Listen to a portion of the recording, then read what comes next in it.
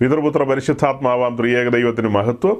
വീണ്ടും വിശുദ്ധ ദിവസം ദൈവസന്നിധിയിൽ നമ്മൾ ഒരുമിച്ച് കൂടിയിരിക്കുകയാണ്. കഴിഞ്ഞ ദിവസങ്ങളിൽ നാം ധ്യാനിച്ച വിഷയത്തിൻ്റെ തുടർച്ച തന്നെയാണ് ഇന്നും നമുക്ക് ചിന്തിച്ച് മുൻപോട്ട് പോകേണ്ടത്. അതായത് നമ്മളുടെ പ്രിയങ്കരനായ അച്ഛൻ്റെ ചോദ്യങ്ങൾക്ക് നമ്മൾ മറുപടി ഇങ്ങനെ പറയുകയായിരുന്നു. അപ്പോൾ അതിൽ ഏറ്റവും അവസാനത്തെ ചോദ്യത്തിൽ അദ്ദേഹം ചോദിച്ച ചില കാര്യങ്ങളുണ്ട്. അതായത് നിങ്ങളുടെ ദൈവം ആരെന്നൊക്കെയുള്ള ചോദ്യത്തിന് വ്യക്തമായ മറുപടി ഇല്ലെന്നുള്ളതിനൊക്കെ സാവധാനം നമ്മൾ നമ്മുടെ നിലയിൽ മറുപടികൾ ഇങ്ങനെ പറഞ്ഞു വരികയായിരുന്നു. ആ കൂട്ടത്തിൽ ചേർത്ത് അദ്ദേഹം ചോദിച്ച ചോദ്യമാണ്, അതായത് നിങ്ങളുടെ ആരാധനകളിലൊന്നും പിതൃപുത്ര പരിശുദ്ധാത്മാവാം ത്രിയേക ദൈവത്തിന് മഹത്വം കൊടുക്കുന്ന രീതിയിലുള്ള ഒരു സംസാരങ്ങളില്ല. പിന്നെ നിങ്ങളുടെ പാട്ടുകളെല്ലാം എടുത്ത് പഠിച്ചു കഴിഞ്ഞാൽ ആ പാട്ടുകളെല്ലാം യേശുക്രിസ്തു കേന്ദ്രീകൃതമായ അല്ലെങ്കിൽ യേശുക്രിസ്തുവിനെ കേന്ദ്രീകരിച്ചിട്ടുള്ള പാട്ടുകളാണ്. ആ പാട്ടുകളെക്കുറിച്ചൊക്കെയുള്ള സൂചനകൾ അദ്ദേഹം പറഞ്ഞു. അതിന് നമ്മൾ കഴിഞ്ഞതിൻ്റെ മുൻപിലത്തെ ആഴ്ച പാട്ടുകളുമായി ബന്ധപ്പെട്ട് കുറേ കാര്യങ്ങളൊക്കെ പറഞ്ഞു വന്നിട്ട് അദ്ദേഹം അതിനോടുള്ള ബന്ധത്തിൽ ചേർത്ത് പറഞ്ഞ കാര്യമാണ്, അല്ല നിങ്ങളുടെ ഈ പാട്ടാണല്ലോ നിങ്ങളുടെ ആരാധനയെന്ന് അങ്ങനെ ഒരർത്ഥത്തിൽ ഒരു ശബ്ദം അദ്ദേഹം പുറപ്പെടുവിച്ചു, പാട്ടാണല്ലോ ആരാധന എന്ന്. അപ്പോൾ നമ്മൾ പറയായിരുന്നു ആരാധനയ്ക്ക് ഒത്തുകൂടുമ്പോൾ പാട്ടതിൻ്റെ ഒരു ഭാഗമാണ്. എന്നാൽ ആരാധന എന്താണ് എന്നുള്ള കാര്യത്തിൻ്റെ ഒരു വിശദീകരണത്തിലേക്ക് നമ്മൾ പറഞ്ഞ് മുൻപോട്ട് വരികയായിരുന്നു. അങ്ങനെ മുൻപോട്ട് വന്ന് കഴിഞ്ഞ ആഴ്ച വന്നപ്പോൾ ആരാധനയുമായി ബന്ധപ്പെട്ട് ചില കാര്യങ്ങൾ പറയുകയായിരുന്നു. ചില കാര്യങ്ങൾ അതിന് ചില വിശദീകരണങ്ങളിലേക്കൊക്കെ നമ്മൾ കടന്നു വന്നു. പഴയ നിയമവും പുതിയ നിയമവും ചേർത്ത് വെച്ചാണ് നമ്മൾ സംസാരിച്ചത്.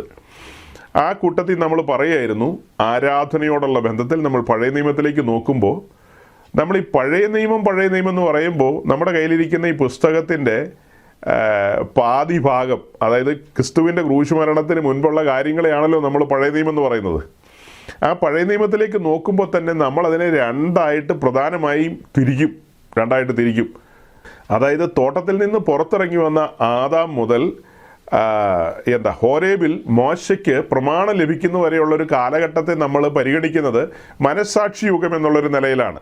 അതിനിടയിലൊക്കെ തരംതിരിവുകളൊക്കെ പറയുന്നുണ്ടെങ്കിൽ പോലും ഞാൻ അതിനെല്ലാം പൊതുവായി ഒരു ഫോൾഡറിൽ കൊണ്ടുവരികയാണ്. അത് മനസ്സാക്ഷി യുഗമാണ്. അത് കഴിഞ്ഞിട്ട് പിന്നത്തേതിലുള്ള ആ ഒരു കാലഘട്ടത്തെയാണ് നമ്മൾ ന്യായപ്രമാണ യുഗം അഥവാ ന്യായപ്രമാണ കാലഘട്ടം എന്ന് പറയുന്നത്. ഈ രണ്ട് കാലഘട്ടത്തെയും നമ്മൾ അടുത്ത് നിന്ന് നോക്കിക്കാണുമ്പോൾ അതായത് ആദമിന് ലഭിച്ച ചില ബോധ്യങ്ങളുണ്ട്. ആ ബോധ്യങ്ങളുമായിട്ടാണ് തോട്ടത്തിൽ നിന്ന് ആദം പുറത്തേക്ക് വന്നത്. ആ ബോധ്യങ്ങൾ മക്കൾക്ക് പകർന്നു കൊടുത്തു. എന്നാൽ ആ കാര്യം വേണ്ട വിധത്തിൽ കയീൻ ഗ്രഹിച്ചില്ല. ഹാബേൽ ആ കാര്യങ്ങൾ ഗ്രഹിച്ചു. അത്യുന്നതനായ ദൈവത്തിന് യാഗമർപ്പിക്കുമ്പോൾ അത് എങ്ങനെ അർപ്പിക്കണം, ദൈവത്തെ മഹത്വപ്പെടുത്തേണ്ടത് ഏത് രീതിയിലാണ് എന്നൊക്കെയുള്ള ബോധ്യം ഹാബേലിന് ലഭിച്ചു. അപ്പോൾ ഹാബേലിൻ്റെ ആരാധനയിൽ കയീന് കോപമുണ്ടായിട്ട് കയീൻ തൻ്റെ അനുജനെ കൊല്ലുകയായിരുന്നു. ചരിത്രമാണല്ലോ അതൊക്കെ. അപ്പോൾ അതിന് ശേഷം ആദമിനൊരു മകനുണ്ടായി. അദ്ദേഹത്തിൻ്റെ പേര് ഷേത്ത് എന്നാണ്.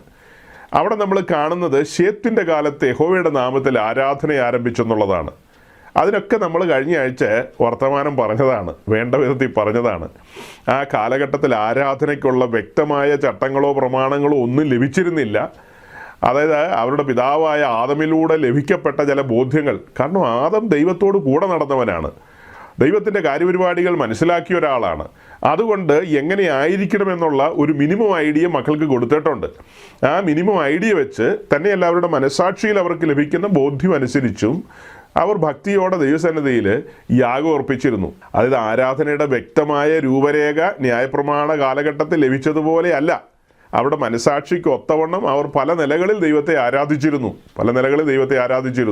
യഹോവയുടെ നാമത്തിൽ അവർ ആരാധിച്ചിരുന്നു. അതുപോലെ യാഗപീഠങ്ങൾക്കൊക്കെ അവർ പേരുവിട്ടിരുന്നു. പല സമയങ്ങളിലും നമുക്കത് കാണാനായിട്ട് കഴിയും. അങ്ങനെ കാലങ്ങൾ മുൻപോട്ട് വന്നു. ഈ പറയപ്പെട്ട സമയം ഇസ്രായേൽ മിസ്രൈം വിട്ട് ചെങ്കടൽ കടന്ന് മരുഭൂമി വഴിയായി മുൻപോട്ട് പോകുമ്പോഴാണ് ആരാധനയെക്കുറിച്ചുള്ള വ്യക്തമായ ചട്ടങ്ങളും പ്രമാണങ്ങളും ഇസ്രായേലിന് കൊടുക്കുന്നത്. അതിൻ്റെ രൂപരേഖ നമ്മൾ പറയുമായിരുന്നു. ആരാധനയോടുള്ള ബന്ധത്തിൽ, ഇസ്രായേലിനോടുള്ള ബന്ധത്തിലാണ് പറയുന്നത് കേട്ടോ. പുതിയ നിയമത്തിലെ കാര്യമേ അല്ല, വടിയും വാളുമായിട്ടൊന്നും വരണ്ട. പഴയ നിയമത്തിലെ കാര്യം വെച്ചിട്ട് തന്നെയാണ് പറയുന്നത്. ഇസ്രായേലിനെ ഒരു രാജകീയ പുരോഹിത വർഗമായി തിരഞ്ഞെടുത്ത് നമുക്കറിയാം. അവർക്ക് രാജത്വം ലഭിക്കുന്നു, പൗരോഹിത്യം ലഭിക്കുന്നു. അതുപോലെ അത്യുന്നതനായ ദൈവം അവരുടെ നടുവിൽ വസിക്കാൻ ആരംഭിക്കുന്നു. അതിനവർ ഒരു വിശുദ്ധ നിവാസം ചമയ്ക്കുന്നു. ആ വിശുദ്ധ നിവാസത്തോടുള്ള ബന്ധത്തിൽ അതിന് 3 ഭാഗങ്ങൾ, എബ്രായ ലേഖനത്തിൽ അത് എഴുതിയിരിക്കുകയാണല്ലോ. അങ്ങനെയൊക്കെ അല്ലേ? ആദ്യ ഉടമ്പടിയിലെ ആരാധനയ്ക്കുള്ള ചട്ടങ്ങളും പ്രമാണങ്ങളും ഇങ്ങനെയാണെന്നൊക്കെ പറഞ്ഞാണ് എബ്രായർ 9 നമ്മൾ വായിക്കുന്നത്. അപ്പോൾ അങ്ങനെ അത് പറഞ്ഞു വരുമ്പോൾ, കയറി വരുമ്പോൾ പ്രാകാരമാണ്, പിന്നെ വിശുദ്ധ സ്ഥലമാണ്, അതിപരിശുദ്ധ സ്ഥലമാണ് എന്നൊക്കെ പറയും. അപ്പോൾ അതിൻ്റെ അതിപരിശുദ്ധ സ്ഥലത്ത് പെട്ടകം ഇരിപ്പുണ്ട്, പെട്ടകം. പ്രാകാരത്തിൽ യാഗപീഠം ഇരിപ്പുണ്ട്. വലിയവനായ ദൈവം തൻ്റെ മഹത്വത്തോടെ അതിപരിശുദ്ധ സ്ഥലത്ത് ഇറങ്ങി വന്ന് വസിക്കുന്നൊരു കാഴ്ച നമ്മൾ കാണുകയാണ്. ആ ദൈവത്തെ സേവിക്കുവാൻ വേണ്ടി, സെർവ് ചെയ്യുവാൻ വേണ്ടി ഈ 12 ഗോത്രത്തിൽ നിന്നൊരു ഗോത്രത്തെ തിരഞ്ഞെടുക്കുകയും വിശേഷാൽ ആ ഗോത്രത്തിൽ നിന്നൊരു കുലത്തെ വേർതിരിക്കുകയാണ്. അതായത് അഹറോൻ്റെ കുലത്തെയാണ് പൗരോഹിത്യം ഏൽപ്പിക്കുന്നത്. ആ പൗരോഹിത്യത്തോടുള്ള ബന്ധത്തിൽ അഹറോൻ്റെ പുത്രന്മാർ വിശുദ്ധ സ്ഥലത്ത് വന്ന് ധൂപം അർപ്പിക്കും. അതേസമയം മഹാപുരോഹിതനായ അഹറോൻ അതിപരിശുദ്ധ സ്ഥലത്ത് ആണ്ടിലൊരിക്കൽ കടന്നു വരും. അതായത് തുടക്കത്തിൽ അവിടെ പലപ്പോഴായിട്ട് കടന്നു ചെന്നിരുന്നെങ്കിലും പിന്നീട് അതിനൊരു ക്രമം വരുത്തിയതാണ്. ഇനി അങ്ങനെ വരണ്ട, ആണ്ടിലൊരിക്കൽ വന്നാൽ മതി എന്ന് പറയാനിടയായി. അതിൻ്റെ സാഹചര്യങ്ങൾ നിങ്ങൾക്കറിയാം. അഹറോൻ്റെ മൂത്ത പുത്രന്മാരിലൂടെ ഉണ്ടായ ചില അനിഷ്ട സംഭവങ്ങളാണ് ഈ ദിവസേന കടന്നു വരുന്ന കാര്യപരിപാടി വർഷത്തിലൊരിക്കലേക്ക് മാറ്റിയത്. അങ്ങനെയാണ് അതിൻ്റെ ഒരു ചരിത്രം. എനിവേ, ഈ കാലഘട്ടത്തിലെ പലരും സംസാരിച്ചു വരുമ്പോൾ അവിടെയെല്ലാം കുഴഞ്ഞു മറിഞ്ഞു കിടക്കുന്ന പല കാര്യങ്ങളും വരും.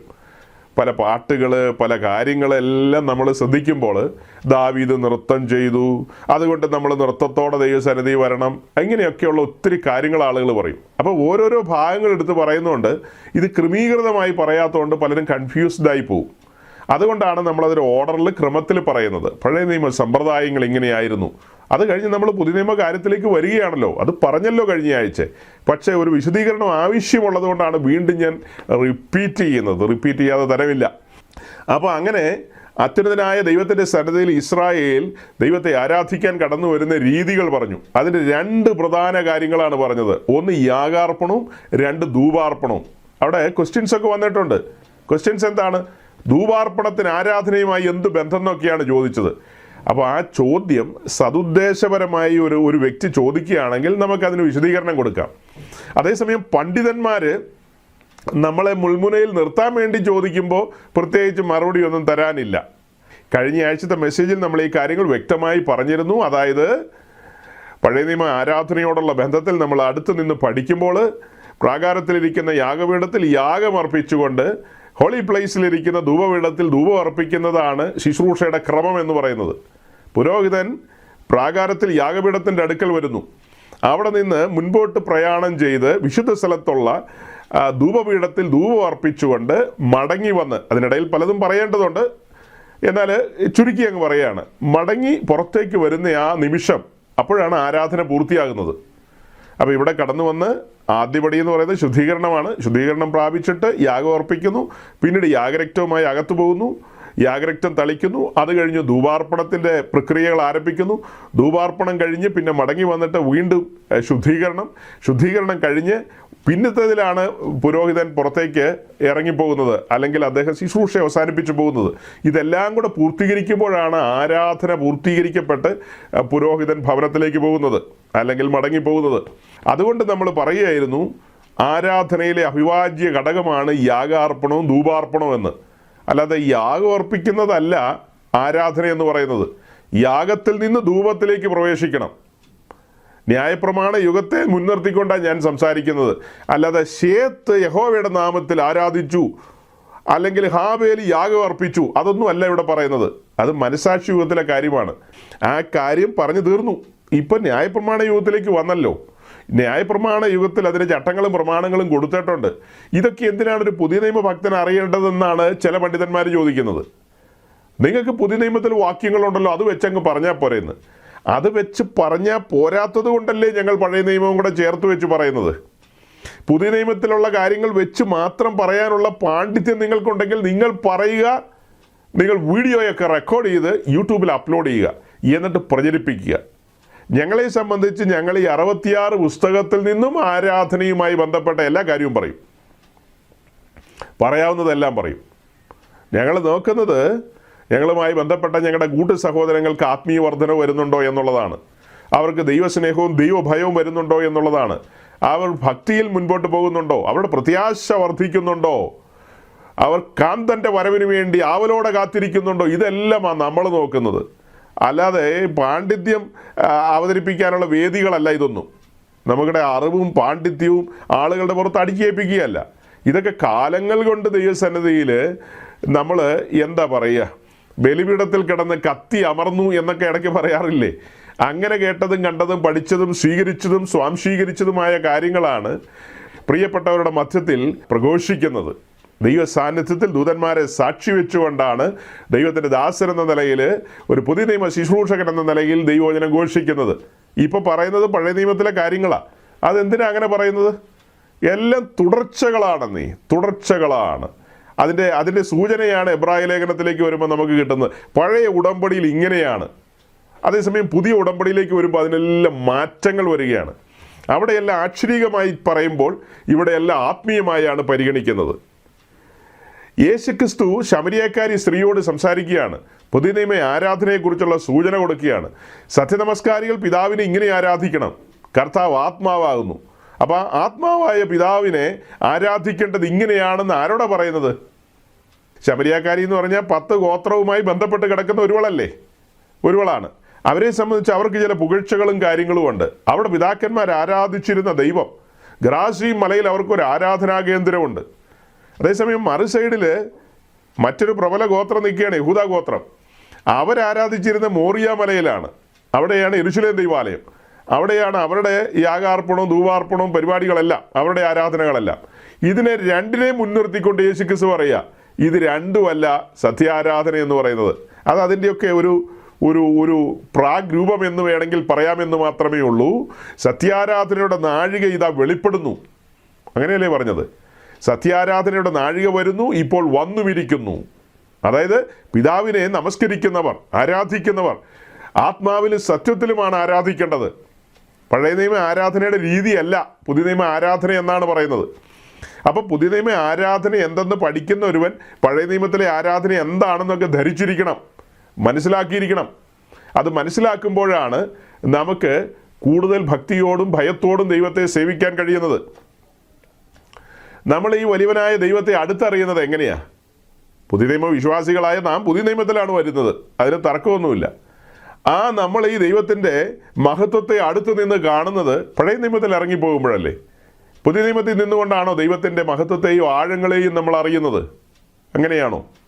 അങ്ങനെ അറിയാൻ പ്രാപ്തിയുള്ളവർ അങ്ങനെ അറിഞ്ഞു പോവുക. നിങ്ങൾ നിങ്ങളുടെ വഴിയിലൂടെ സഞ്ചരിക്കുക, ശല്യം ചെയ്യാൻ വരാതിരിക്കുക. ഞങ്ങളെ സംബന്ധിച്ച് പുതിയ നിയമ ഭക്തന്മാരെന്ന നിലയിൽ തന്നെ, പുതിയ നിയമ ക്രിസ്ത്യാനികൾ എന്ന നിലയിൽ തന്നെ പുതിയ നിയമത്തിൽ ഉറച്ചു നിൽക്കുമ്പോൾ സൃഷ്ടിപ്പിനെ കുറിച്ച് അറിയാൻ ഞങ്ങൾ പഴയ നിയമത്തിൽ പോകും. അവിടെ പോയിട്ടല്ലാതെ സൃഷ്ടിപ്പിനെ കുറിച്ച് അറിയാൻ കഴിയുമോ? പിന്നത്തേതിൽ ദൈവം സൃഷ്ടിച്ച മനുഷ്യൻ വീണുപോയവനോടുള്ള വാക്തത്വങ്ങളും വീണ്ടെടുപ്പിൻ മുഖാന്തരങ്ങളും അതിൻ്റെ രീതികളെല്ലാം അവിടെ മുതലങ്ങ് തുടങ്ങുകയാണ്. പഠനങ്ങളാണ്, അടുത്തു നിന്ന് അറിയുകയാണ്. അങ്ങനെ മുൻപോട്ട് വരുമ്പോൾ ചരിത്രത്തിൻ്റെ ഭാഗമാണ് നോഹ. ദൈവത്തിൻ്റെ സ്വഭാവമാണ് അതിലൂടെ വെളിപ്പെട്ട് കിട്ടുന്നത്. ദൈവത്തെ അടുത്തറിയുന്നത് അങ്ങനെയല്ലേ? ഏതാണ്ട് 10-15 ലക്ഷത്തിനടുത്ത് ജനം ഉണ്ടായിരുന്ന ഒരു കാലഘട്ടത്തിൽ കേവലം 8 പേരെ മാത്രം പെട്ടകത്തിലൂടെ രക്ഷിച്ചു എന്ന് പറയുമ്പോൾ, അതായത് ദൈവം 8 പേരെ തിരഞ്ഞെടുത്ത് രക്ഷിച്ചു എന്നുള്ള അർത്ഥത്തിലല്ല. 8 പേരെ പെട്ടകത്തിൽ കയറാൻ മനസ്സ് വെച്ചോളൂ, ബാക്കിയുള്ള പുള്ളികൾ അതിന് മനസ്സ് വെച്ചില്ല. ആ കാലഘട്ടത്തെ യേശുക്രിസ്തു മത്തായിയുടെ സുവിശേഷത്തിലും ലൂക്കോസിൻ്റെ സുവിശേഷത്തിലും എന്തിന് മർക്കോസിൻ്റെ സുവിശേഷത്തിലും കൂടെ പറയുകയാണ്, മനുഷ്യപുത്രൻ്റെ മടങ്ങിവരവ് നോഹയുടെ കാലം പോലെ ആകുന്നു. അപ്പം ഞങ്ങൾ പുതിയ നിയമം മാത്രമേ വായിക്കുകയുള്ളൂ എന്ന് പറഞ്ഞാൽ, നിങ്ങൾ അങ്ങനെ വായിച്ചോ? നിങ്ങളെ ശല്യം ചെയ്യാൻ ആരെങ്കിലും വരുന്നുണ്ടോ? നിങ്ങളെ ആരെങ്കിലും ഞങ്ങൾ പ്രത്യേകം ക്ഷണിച്ചോ? നിങ്ങൾ ഉൽപ്പത്തി പുസ്തകം പഠിക്കണം കേട്ടോ എന്ന് പറഞ്ഞ് അതിന് മനസ്സുള്ളവർ കേട്ടാൽ മതി, അതിന് മനസ്സുള്ളവർ വന്നാൽ മതി. ഇപ്പം ഇവിടെ ഇരിക്കുന്ന നിങ്ങളിൽ ആരെങ്കിലും തോന്നുക ഞങ്ങൾക്ക് പഴയ നിയമത്തിൽ നിന്ന് ഒന്നും കേൾക്കണ്ടെന്ന് തോന്നിയാൽ എക്സിറ്റ് അടിക്കുക, അത്ര തന്നെ. അതല്ലാതെ വേറൊന്നും അതിന് പറയാനില്ല. അതേസമയം ഒരു സത്യക്രിസ്ത്യാനിക്ക് ലോത്തിൻ്റെ കാലം എന്താണെന്ന് അറിയണം. ലോത്തിന് എന്ത് സംഭവിച്ചു, ലോത്തിൻ്റെ ഭാര്യയ്ക്ക് എന്ത് സംഭവിച്ചു, ഇതൊക്കെ അവൻ അറിഞ്ഞിരിക്കണ്ടേ? നിശ്ചയമായും അറിഞ്ഞിരിക്കണം. ഓക്കെ, അത് ഞാൻ ജനറലായിട്ട് പറഞ്ഞതാണ്, ആരാധനയോടുള്ള ബന്ധത്തിലെ കാര്യങ്ങളല്ല അതൊന്നും. എങ്കിൽ പോലും ഈ പഴയ നിയമവും പുതിയ നിയമവും ചേർത്ത് വെച്ച് പറയുകയും പ്രസംഗിക്കുകയും ചെയ്യുന്നതിൻ്റെ ആവശ്യകതയും അനിവാര്യതയാണ് പറയുന്നത്. മത്തായി 24 എഴുതിയിരിക്കുകയാണ് നോഹയുടെ കാലം പോലെ ഒരു കാലമാണെന്ന്. അപ്പോൾ ആ കാലം എന്താണെന്ന് അറിയണ്ടേ? അതറിയാതെ ഞാൻ റോമാലേഖനം ഇങ്ങനെ ആഴത്തിൽ പഠിപ്പിക്കും, എഫേസ്യ ലേഖനം പഠിപ്പിക്കും എന്ന് പറഞ്ഞാൽ ഒക്കുവോ? അത് പഠിപ്പിക്കുന്നതിന് കുഴപ്പമൊന്നുമില്ല. നമ്മളെ സംബന്ധിച്ച് നമ്മുടെ രീതി ഇതാണ്. ഇപ്പോൾ ഒരു ബഹുമാന്യനായൊരു പുരോഹിതൻ നമ്മളോടൊരു ചോദ്യം ചോദിച്ചപ്പോൾ നമുക്ക് തിരുവഴുത്തിലൂടെ ലഭിക്കപ്പെട്ട ബോധ്യങ്ങൾക്കനുസരിച്ച് ആ പ്രിയപ്പെട്ടവനോട് മറുപടി പറഞ്ഞു വരികയാണ്. അദ്ദേഹത്തോട് മറുപടി പറയാന്ന് പറയുമ്പോൾ അദ്ദേഹം ഉൾപ്പെട്ട് നിൽക്കുന്ന സമൂഹത്തോട് മറുപടി പറയുകയാണ്. ആ സമൂഹത്തോട് മറുപടി പറയുമ്പോൾ ഒരു പ്രത്യേകതയുണ്ട്. യേശു ശമരിയക്കാരോട് സംസാരിച്ചതിന് തുല്യമാണ് ഞാനിപ്പോൾ സംസാരിക്കുന്നത്. കാരണം എന്താ? ശമരിയക്കാരിയെ സംബന്ധിച്ച് ഓൾഡ് ടെസ്റ്റ്മെന്റ് ആരാധനയുമായി ബന്ധപ്പെട്ടാണ് അവരുടെ കാര്യങ്ങൾ കെട്ടുപണഞ്ഞ് കിടക്കുന്നത്. നമ്മളിപ്പോൾ ഓർത്തഡോക്സിലെ ഒരു പുരോഹിതനോടുള്ള ബന്ധത്തിൽ സംസാരിക്കുമ്പോൾ അവരുടേത് ഈ പഴയ നിയമമായിട്ട് കെട്ടുപിണഞ്ഞ് കിടക്കുകയാണ് കാര്യങ്ങൾ. അത് മനസ്സിലാക്കിയിട്ട് വേണം സംസാരിക്കാൻ. നമ്മളത് മനസ്സിലാക്കിയിട്ടാണ് അവർക്ക് മറുപടി കൊടുക്കുന്നത്. അവരഭിമാനിക്കുന്ന അവരുടെ ദൈവാലയങ്ങൾ എന്ന് പറയുന്നതിൽ അവർ കുർബാന അർപ്പിക്കുന്നു, അഥവാ ബലി അർപ്പിക്കുന്നു. പിന്നീട് നമ്മൾ അവിടെ നോക്കുമ്പോൾ കാണുന്ന അവരവിടെ ധൂപം അർപ്പിക്കുന്ന കാണുന്നുണ്ട്. അപ്പോൾ അവർ യാഗം അർപ്പിക്കുന്നു, ധൂപം അർപ്പിക്കുന്നു. രണ്ട് കാര്യങ്ങളും അവർ ചെയ്യുന്നെന്നാണ് പറയുന്നത്. അതിനോടുള്ള ബന്ധത്തിലാണ് നമ്മൾ വിശദീകരണം കൊണ്ടുവരുന്നത്. അത് കൾട്ട് പണ്ഡിതന്മാർക്കൊന്നും മനസ്സിലാകുന്നില്ല. ഈ പെന്തക്കോസ്തിൻ്റെ പിന്നാമ്പുറങ്ങളിൽ ഇപ്പോൾ ധാരാളം കൾട്ട് പണ്ഡിതന്മാർ തലപൊക്കി വരുന്നുണ്ട്. കൾട്ട് പണ്ഡിതന്മാർ അവരേതെങ്കിലും ഒരു ഭാഗം അടർത്തിയെടുത്ത് അതാണ് വലിയ സംഭവം എന്നും പറഞ്ഞു വരും. അവർ ഈ പുസ്തകത്തെ ആകമാനം കാണുന്നില്ല, പഴയ നിയമത്തെയും പുതിയ നിയമത്തെയും ഒക്കെ ചേർത്ത് വെച്ച് പഠിക്കുന്നില്ല, അങ്ങനെ മറുപടികൾ പറയാനായിട്ട് ഉത്സാഹിക്കുന്നില്ല. അതുകൊണ്ടാണ് ഞാൻ പറഞ്ഞത്, ബഹുമാനപ്പെട്ട അച്ഛനോടുള്ള മറുപടി പറയുമ്പോൾ അവർ പഴയ നിയമവും പുതിയ നിയമവും കൂടെ ചേർത്ത് വെച്ച് പോകുന്ന ആൾക്കാരാണ്. പഴയ നിയമത്തിൽ നിന്ന് കുറച്ച് ഭാഗം, പുതിയ നിയമത്തിൽ നിന്ന് കുറച്ച് ഭാഗം, അങ്ങനെ ഇതെല്ലാം കൂടെ മുന്നോട്ട് കൊണ്ടുപോകുന്നത് കൊണ്ട് നമുക്കതിൻ്റെ ഒരു വ്യക്തത കൊടുക്കേണ്ടതുണ്ട്. ആ വ്യക്തതയ്ക്കാണ് പറയുന്നത്. അവിടെ യാഗാർപ്പണവും പിന്നത്തേതിൽ ധൂപാർപ്പണമുണ്ട്. ആ രണ്ട് കാര്യങ്ങളുമാണ് അവിടുത്തെ ഏറ്റവും സീരിയസ് ആയ കാര്യം. അത് കാലങ്ങളായി ക്രിസ്തീയ സമൂഹത്തിൽ അതിൻ്റെ പരിജ്ഞാനത്തിലോ അതിൻ്റെ ശരിയായ വെളിപ്പാടിലോ അല്ലാതെയാണെങ്കിൽ പോലും ആളുകൾ അനുവർത്തിക്കുകയാണ്. അപ്പോൾ അതിൻ്റെ ഒരു കൃത്യതയും സൂക്ഷ്മമായ വിശകലനവുമാണ് നമ്മൾ കൊണ്ടുവരുന്നത്, സൂക്ഷ്മമായ വിശകലനവും. അപ്പോൾ പഴയ നിയമത്തിലെ കാര്യങ്ങൾ അങ്ങനെ ആയിരിക്കുമ്പോൾ പുതിയ നിയമത്തിലേക്ക് വരുമ്പോൾ യേശു ക്രിസ്തു ശമരിയക്കാരോട് പറയാണ് സത്യാരാധന ഇങ്ങനെയായിരിക്കുമെന്ന്, അതിൻ്റെ നാഴിക വരുന്നു എന്ന്. അത് മാളിക മുറിയിലാണ് ആരംഭിക്കുന്നത്. ഇത് പറഞ്ഞിട്ട് നമ്മൾ കഴിഞ്ഞ ആഴ്ച പറഞ്ഞത് എന്താണെന്ന് അറിയാവോ? റോമാലേഖനം 12:1-2 വളരെ പ്രസക്തമാണ്, വളരെ പ്രസക്തമാണ്. റോമാലേഖനം 12:1-2 വെച്ച് നമ്മൾ പറഞ്ഞത് എന്താ? നമ്മളുടെ ശരീരം ഒരു ബലിയായിട്ട് സമർപ്പിക്കണം. റോമാലേഖനം 12:1-2 ഒന്ന് വായിച്ചേ. സഹോദരന്മാരെ, ഞാൻ ദൈവത്തിന്റെ മനസ്സലിവ് ഓർപ്പിച്ച് നിങ്ങളെ പ്രബോധിപ്പിക്കുന്നത്, നിങ്ങൾ ബുദ്ധിയുള്ള ആരാധനയായി നിങ്ങളുടെ ശരീരങ്ങളെ ജീവനും വിശുദ്ധിയും ദൈവത്തിന് പ്രസാദമുള്ള യാഗമായി സമർപ്പിപ്പിൻ. ഈ ലോകത്തിന് അനുരൂപമാകാതെ നന്മയും പ്രസാദവും പൂർണ്ണതയുമുള്ള ദൈവഹിതം ഇന്നതെന്ന് തിരിച്ചറിയേണ്ടതിന് മനസ്സ് പുതുക്കി രൂപാന്തരപ്പെടുക. ഇവിടെ വായിക്കുന്നത് നിങ്ങളുടെ ശരീരത്തെ ജീവനും വിശുദ്ധിയുമുള്ള ഒരു യാഗമായി, ഒരു ആരാധനയായി ദൈവത്തിന് സമർപ്പിക്കുവാനാണ്. അതായത് നിങ്ങളുടെ ശരീരത്തെ ഒരു യാഗമായി, ഒരു ആരാധനയായി സമർപ്പിക്കാൻ. അങ്ങനെ യാഗമായി സമർപ്പിക്കുന്നതാണ് ആരാധന എന്നാണ് ഒരു പണ്ഡിതൻ പറഞ്ഞു വന്നിരിക്കുന്നത്. ശരീരം സമർപ്പിക്കുന്നതാണോ ആരാധന? അപ്പോൾ ആരാധനയ്ക്കുള്ള തുടക്കവും അതിനുള്ള ഒരുക്കവും നമ്മൾ പറഞ്ഞു. അതിനുള്ള തുടക്കവും ഒരുക്കവും നമ്മൾ പറഞ്ഞു. ഇവിടെയാണ് നമ്മൾ ഈ രണ്ട് ഭാഗങ്ങളെ ചേർത്ത് വെച്ച് പറയുന്നത്. രണ്ട് ഭാഗങ്ങളെ ചേർത്ത് വെച്ച് പറയുന്നത്. അതായത് ആരാധനയ്ക്കുള്ള ചട്ടങ്ങളും പ്രമാണങ്ങളും ലഭിക്കപ്പെട്ടത് ഹോരേബിലാണ്, മോശയുടെ കയ്യിലാണ് അത് ലഭിച്ചത്. അങ്ങനെ ഇസ്രായേലാണത് കയ്യേറ്റു വാങ്ങി ആ ആരാധനയിലേക്ക് മുൻപോട്ട് വന്നത്. ഇസ്രായേലിൻ്റെ ആരാധന എന്ന് പറയുന്നത് സമ്പൂർണ്ണമായ ഒരു ആരാധനയല്ല. അത് സമ്പൂർണ്ണമായ ഒരു ആരാധന ആയിരുന്നെങ്കിൽ യേശുക്രിസ്തുവിന് ശമരിയക്കാരിയോട് അങ്ങനെ പറയേണ്ട കാര്യമില്ലല്ലോ. അപ്പോൾ ആ കാര്യം ഒരു നിഴല് പോലെ നിർത്തിക്കൊണ്ട് പുതിയ നിയമ ആരാധന അതിൻ്റെ എല്ലാ മഹത്വത്തോടെയും വെളിപ്പെടുത്തുകയാണ്. അതാണ് പുതിയ നിയമത്തിലേക്ക് വരുമ്പോൾ നമ്മൾ കാണുന്നത്. എന്നാൽ അതിൻ്റെ സൂചന നമ്മൾ പഴയ നിയമത്തിൽ നിന്ന് പുറത്തെടുക്കുകയാണ്. അതിൻ്റെ സൂചന, അതായത് ആ സമയം വരെ ആരാധന നടക്കുന്നത് സമാഗമന കൂടാരത്തിൻ്റെ വിശുദ്ധ സ്ഥലത്താണ്. പിന്നത്തേതിൽ യെരൂശലേം ദൈവാലയത്തിൻ്റെ വിശുദ്ധ സ്ഥലത്താണ്, അഥവാ ഹോളി പ്ലേസിൽ. അവിടെയാണ് ആരാധന നടക്കുന്നത്. പഴയ നിയമത്തിൽ ആരാധന എന്ന വിഷയം നമ്മൾ വിശദീകരിക്കുമ്പോൾ അതിൻ്റെ തുടക്കം എങ്ങനെയാണ് പറഞ്ഞത്? യാഗാർപ്പണത്തിൽ നിന്ന് ധൂപാർപ്പണത്തിലേക്ക് കടന്നു വരുന്നു. യാഗമില്ലാതെ ധൂപമില്ല, ധൂപമില്ലാതെ യാഗത്തിന് നിലനിൽപ്പില്ല. അപ്പം യാഗാർപ്പണത്തിലൂടെ ധൂപാർപ്പണത്തിലേക്ക് കടന്നു വരുന്നു. അങ്ങനെയാണ് ആരാധന അവർ പൂർത്തീകരിക്കുന്നത്. ആ ആരാധനയുടെ പൂർത്തീകരണം എന്ന് പറയുന്നത് വിശുദ്ധ സ്ഥലത്താണ്. ആ വിശുദ്ധ സ്ഥലം എന്ന് പറയാൻ ഇന്ന് പുതിയ നിയമത്തിലൊരു വിശുദ്ധ സ്ഥലമില്ല. മനസ്സിലാക്കുക, പഴയ നിയമത്തിൽ ഒരു അക്ഷരീക ആരാധനാലയമുണ്ട്, അതാണ് സമാഗമന കൂടാരം അല്ലെങ്കിൽ യെരൂശലേം ദൈവാലയം. അതിന് വിശുദ്ധ സ്ഥലമുണ്ട്, രണ്ടിടത്തും വിശുദ്ധ സ്ഥലമുണ്ട്. പുതിയ നിയമത്തിലേക്ക് വരുമ്പോൾ നമ്മൾ ആ വിഷയത്തെ എങ്ങനെയാണ് കഴിഞ്ഞ നാളുകളിൽ പഠിച്ചിരിക്കുന്നത്, ധ്യാനിച്ചിരിക്കുന്നത് എങ്ങനെയാണ്? ഇത് നമുക്കൊരു വിശുദ്ധ സ്ഥലം പറയാനില്ല. പുതിയ നിയമത്തിലേക്ക് വരുമ്പോൾ വിശുദ്ധ ജീവിതം നയിക്കണം. വിശുദ്ധ ജീവിതം നയിച്ചുകൊണ്ടാണ് നമ്മൾ ദൈവത്തെ ആരാധിക്കേണ്ടത്. അപ്പോൾ കാതലായൊരു കാര്യത്തിലേക്ക് വരാം. കഴിഞ്ഞ ആഴ്ച പറഞ്ഞതാ, അതായത് അന്ന് സമാഗമന കൂടാരം ഉണ്ടായിരുന്നു, ഒരു അക്ഷരീക കൂടാരം, മനുഷ്യനിർമ്മിതമായൊരു കൂടാരം ഉണ്ടായിരുന്നു. തുണി കൊണ്ടും തുകൽ കൊണ്ടും മരം കൊണ്ടും ഒക്കെ നിർമ്മിച്ച ഒരു കൂടാരം ഉണ്ടായിരുന്നു. എന്നാൽ പുതിയ നിയമ കാലഘട്ടത്തിലേക്ക് വരുമ്പോൾ സ്വർഗത്തിലെ ദൈവത്തിൻ്റെ കരത്താൽ മെനഞ്ഞെടുത്ത ഒരു മൺകൂടാരം, ഞാനും നിങ്ങളുമാകുന്ന മൺകൂടാരം, ആ മൺകൂടാരമാണ് പുതിയ നിയമത്തിലെ ദൈവാലയം എന്ന് പറയുന്നത്, പുതിയ നിയമത്തിലെ തിരുനിവാസം എന്ന് പറയുന്നത് ഞാനും നിങ്ങളുമാണ്. അപ്പോൾ അന്ന് ആരാധന നടന്നിരുന്നത് സമാഗമന കൂടാരത്തിൽ. യെരൂശലേം ദേവാലയം അവിടെ നിൽക്കട്ടെ, സമാഗമന കൂടാരത്തിൽ നിന്ന് അല്ലെങ്കിൽ യെരൂശലേം ദേവാലയത്തിൽ നിന്ന് ആരാധന ഷിഫ്റ്റ് ചെയ്യുകയാണ്.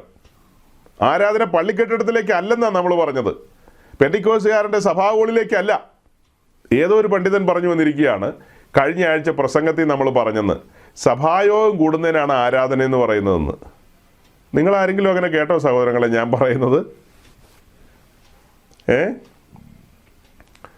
നിങ്ങൾ ആരെങ്കിലും അങ്ങനെ കേട്ടോന്ന് എനിക്കറിയില്ല. ഞാൻ ഏതായാലും പറഞ്ഞിട്ടില്ലെന്ന് തന്നെയാണ് എൻ്റെ ഒരു വിശ്വാസം. കാരണം ആ മെസ്സേജ് പിന്നത്തേതിൽ നമ്മൾ യൂട്യൂബിൽ അപ്ലോഡ് ചെയ്യാൻ വേണ്ടി നമ്മൾ കേട്ടിട്ടാണ് അപ്ലോഡ് ചെയ്തത്. അപ്പോൾ അതിലൊന്നും ഞാൻ പറഞ്ഞതായിട്ട് എനിക്ക് അറിവില്ല. ഇനി വല്ലോ അശരീരി യൂട്യൂബിൽ അപ്ലോഡ് ചെയ്തതിന് ശേഷം അതിനകത്ത് വന്നൊന്നും എനിക്കറിയില്ല. വിശുദ്ധന്മാർ ഒരുമിച്ച് കൂടുന്ന കൂടിവരവുകൾ, അതായത് സഭ ഒരുമിച്ച് കൂടുകയാണ്, അതുകൊണ്ട് അതിന് സഭായോഗം എന്ന് വിളിക്കും. ആ സഭായോഗങ്ങളാണ് ആരാധന. അതാണ് പുതിയ നിയമത്തിലെ ആത്മാവിലും സത്യത്തിലുള്ള ആരാധനയെന്ന്. അങ്ങനത്തെ വാക്കുകളൊന്നും നമ്മൾ പറഞ്ഞിട്ടില്ല. പറയാത്തത് നമ്മുടെ അതരത്തിൽ തിരികെ കയറ്റുകയാണ് ആളുകൾ.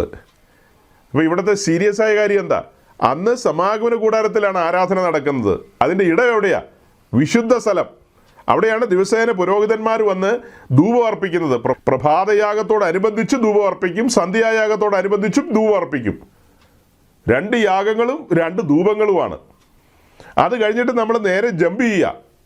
ഈ കാര്യം മനസ്സിലാക്കാൻ വേണ്ടിയിട്ടാണ് കേട്ടോ ഒറ്റയടിക്ക് ജമ്പ് ചെയ്യുക എന്ന് പറഞ്ഞത്. നേരെ നമ്മൾ പുതിയ നിയമത്തിലേക്ക് വരികയാണെങ്കിൽ, പുതിയ നിയമത്തിലേക്ക് വരുമ്പോൾ മാളിക മുറിയിൽ കൂടിയിരുന്ന 120 പേരെയും അപ്ഗ്രേഡ് ചെയ്ത് 120 ആലയങ്ങളാക്കി മാറ്റി. അതുവരെ ഇസ്രായേലിൻ്റെ നടുവിൽ ഒരൊറ്റ ആലയമേ ഉണ്ടായിരുന്നുള്ളൂ. ഒന്നേതാ? സമാഗമന കൂടാരം. അത് ചുരുട്ടി വെച്ചതിന് ശേഷം രണ്ടാമത് യെരൂശലേം ദൈവാലയം വന്നു. യെരൂശലേം ദൈവാലയവും തകർത്ത് കളഞ്ഞിട്ട്, അല്ലെങ്കിൽ അതിൻ്റെ തിരശീലയൊക്കെ ചിന്തിക്കളഞ്ഞിട്ട്, അത് കഴിഞ്ഞാൽ മഹത്വം പോയല്ലോ അവിടെ നിന്ന്.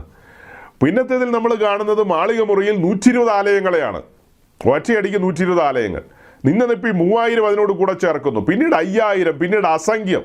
പിന്നീട് ഈ കാലം വരെ നമ്മൾ പഠിക്കുമ്പോൾ കോടാനുകോടി ദൈവാലയങ്ങൾ, ദൈവത്തിൻ്റെ നിവാസങ്ങൾ സജ്ജമായിക്കൊണ്ടിരിക്കുകയല്ലേ. അങ്ങനെ പുതിയ നിയമത്തിലേക്ക് വരുമ്പോൾ ആരാധനയുടെ ഇടം തന്നെ മാറി. ആരാധനയുടെ ഇടം മാറി. അതായത് ദൈവത്തിൻ്റെ മന്ദിരം എന്ന് പറയുന്നത് സമാഗമന കൂടാരമല്ല, അതൊക്കെ ചുരുട്ടി. ഇപ്പം നാമാണ് ദൈവത്തിൻ്റെ മന്ദിരം. ഇതിനോടുള്ള ബന്ധത്തിൽ വായിച്ച വാക്യമാണ് റോമാലേഖനം 1:10. നല്ല ഉച്ചത്തിലാണ് കഴിഞ്ഞ ആഴ്ച അത് വായിച്ചത്. അതെങ്ങനെ കേൾക്കാതെ പോയെന്ന് എനിക്കറിയില്ല. റോമാലേഖനം 1:10 ഒന്ന് വായിച്ചേ. എന്റെ പ്രാർത്ഥനയിൽ എപ്പോഴും യാചിക്കുന്നു എന്നുള്ളതിന് അവന്റെ പുത്രനെ കുറിച്ചുള്ള സുവിശേഷ ഘോഷണത്തിൽ ഞാൻ എന്റെ ആത്മാവിൽ ആരാധിക്കുന്ന ദൈവം എനിക്ക് സാക്ഷി.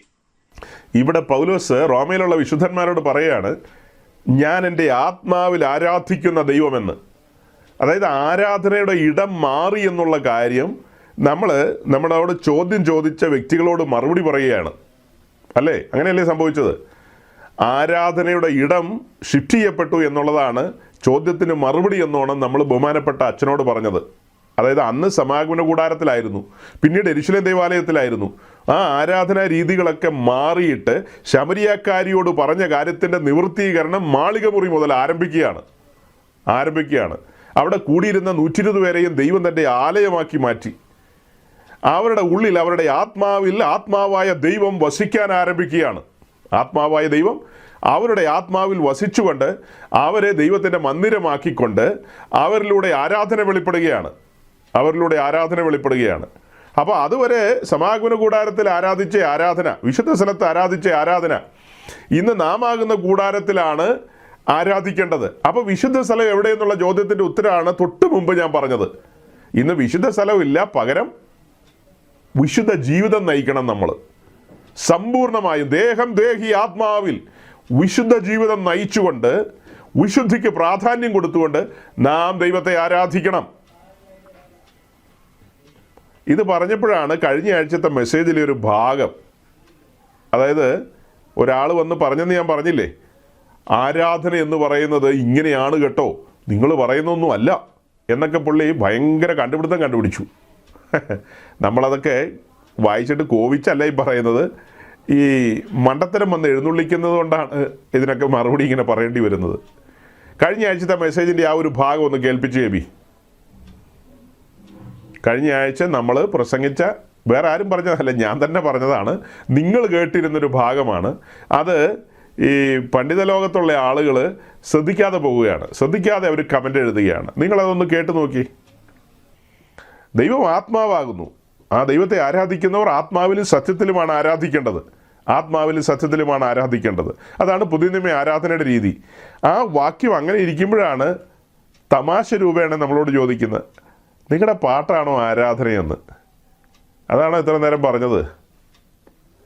പാട്ടാണോ ആരാധന? പാട്ടതിൻ്റെ ഒരു ഘടകം മാത്രമാണ്. ആരാധന എന്ന് പറയുന്നത് എന്താ? ജീവിതം ബലിപീഠത്തിൽ സമർപ്പിക്കുന്നതാണ് ശരിയായ ആരാധന. ജീവിതം എന്ത് ചെയ്യാണ്? ബലിപീഠത്തിലേക്ക് കൊണ്ടുവരികയാണ്. അങ്ങനെ ജീവിതം കൊണ്ട് ദൈവത്തെ ആരാധിക്കുകയാണ്. ഇനി ജീവിക്കുന്ന ഞാനല്ല, എന്നിൽ ക്രിസ്തു അത്രേ. ഇതാണ് പെന്തക്കോസ്തുകാരുടെ റെവലേഷൻ എന്ന് പറയുന്നത്, അല്ലേ? ഇതാണ് പെന്തക്കോസ്തുകാരുടെ വെളിപ്പാടെന്ന് പറയുന്നത്. അപ്പോൾ എന്താ സഹോദരങ്ങളെ കേട്ടത്? നമ്മുടെ ജീവിതം ഒരു ആരാധനയായിട്ട് ദൈവസന്നിധിയിൽ സുഗ്രാഹ്യമായൊരു യാഗമായി ഏൽപ്പിച്ചു കൊടുക്കണമെന്നല്ലേ പറഞ്ഞത്? അല്ലാതെ ശരീരം മാത്രം സമർപ്പിക്കുന്ന കാര്യമല്ല പറഞ്ഞത്. മുഴു ജീവിതവും ദൈവസന്നിധിയിൽ ഒരു യാഗമായി ഏൽപ്പിക്കണം, അത് ഒരു ധൂപമായി പരിണമിക്കണം. ഇത് സാധാരണക്കാർ കേട്ടാൽ മനസ്സിലാകുന്ന ഭാഷയല്ല ഇപ്പോൾ പറഞ്ഞത്. അത് പഴയ നിയമത്തിലും പുതിയ നിയമത്തിലും ഗ്രാഹ്യമുള്ളവർക്ക് മാത്രം മനസ്സിലാകുന്ന വാക്കുകളാണ് ഞാൻ ഉപയോഗിച്ചത്. എങ്ങനെയാണ് പറഞ്ഞത്? നമ്മുടെ ജീവിതം ബലിപീഠത്തിലൊരു യാഗമായി ഏൽപ്പിച്ചു കൊടുത്ത് പിന്നത്തേതിൽ അതൊരു ധൂപമായി പരിണമിക്കണോ എന്ന് പറഞ്ഞാൽ ഇത് രണ്ടും ചേർന്ന് വന്നു. യാഗാർപ്പണവും ധൂപാർപ്പണവും വന്നു.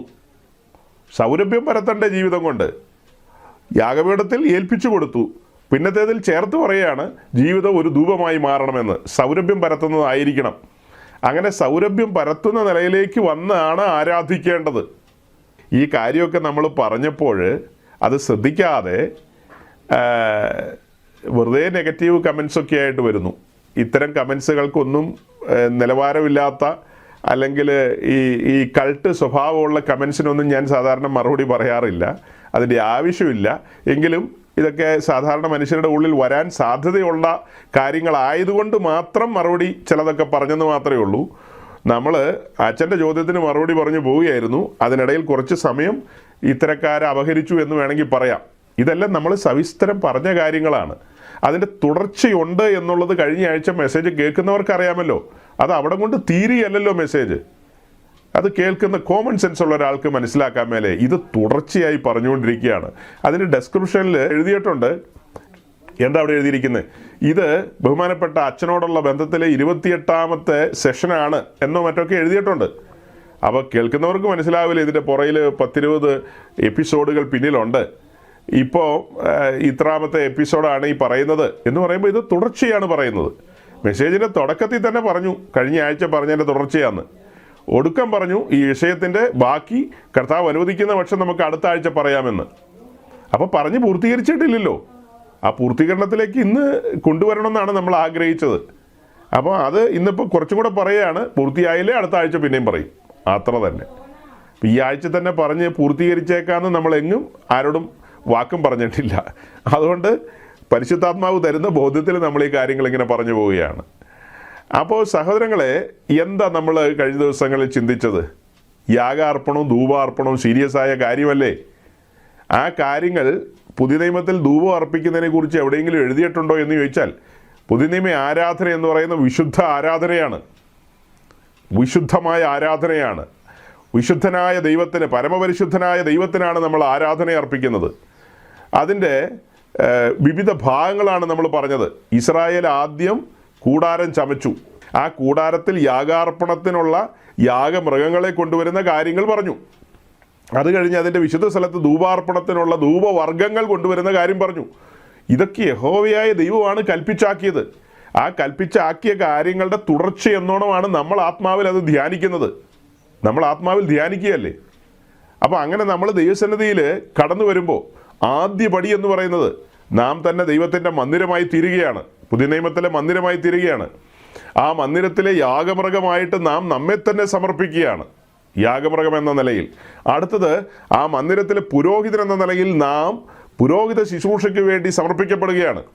അപ്പോൾ തിരുനിവാസം നമ്മളാണ്, അഥവാ കൂടാരം നമ്മളാണ്, അതിലെ യാഗമൃഗം നമ്മളാണ്, അതിലെ പുരോഹിതൻ നമ്മളാണ്. അതെല്ലാമാണ് പുതിയ നിയമത്തിലേക്ക് വരുമ്പോൾ കിട്ടുന്ന വെളിപ്പാടുകൾ എന്ന് പറയുന്നത്. പഴയ നിയമത്തിൽ അതെല്ലാം വ്യത്യസ്തമായ കാര്യങ്ങളല്ലേ. പഴയ നിയമത്തിൽ അതെല്ലാം വ്യത്യസ്തമാണ്. സമാഗമന കൂടാരത്തിൻ്റെ വാതിലിന് വെളിയിൽ ലേവി കുലത്തിൽപ്പെട്ടവരെ തിരഞ്ഞെടുത്തിട്ടുണ്ടായിരുന്നു. എന്തിനു വേണ്ടി? അതായത് സംഗീത ശുശ്രൂഷയ്ക്ക് വേണ്ടി. അതായത് സംഗീതക്കാരും വാദ്യക്കാരും ഒക്കെ ഉണ്ടായിരുന്നു അവിടെ, വാദ്യവൃന്ദക്കാർ.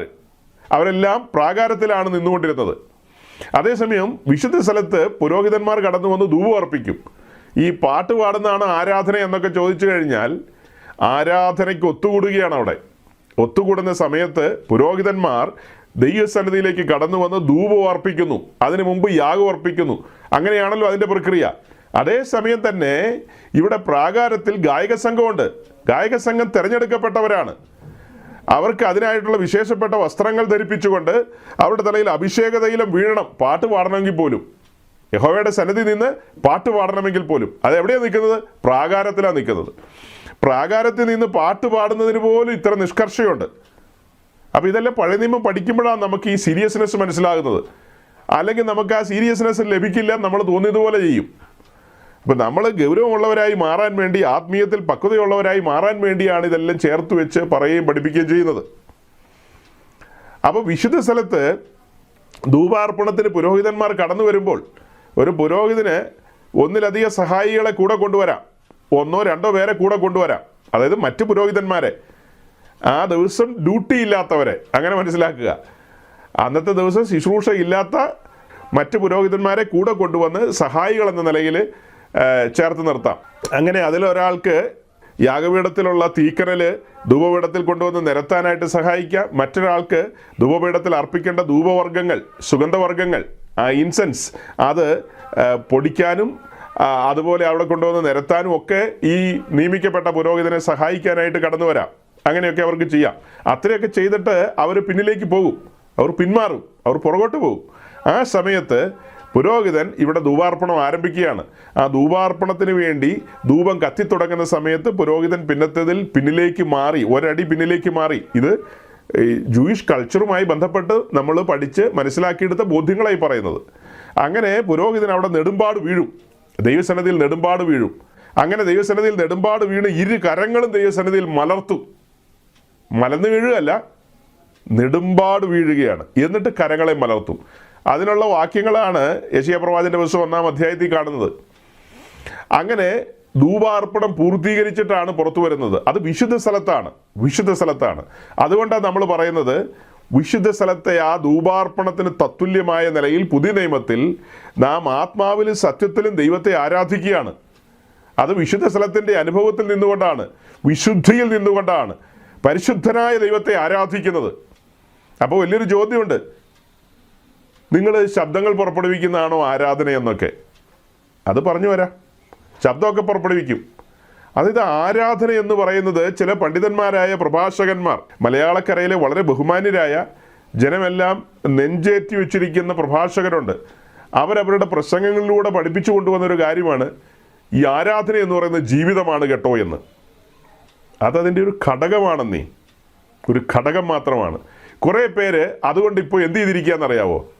ആ പണ്ഡിതരായ, പ്രസിദ്ധരായ, ബഹുമാന്യരായ അവരുടെ പ്രസംഗം കേട്ടിട്ട് ഇവിടെ ഒരു സ്റ്റിക്കർ ഒട്ടിച്ച് കയ്യും കെട്ടി ഇങ്ങനെ ഇരിക്കുകയാണ്. ജീവിതമാണ് ആരാധന.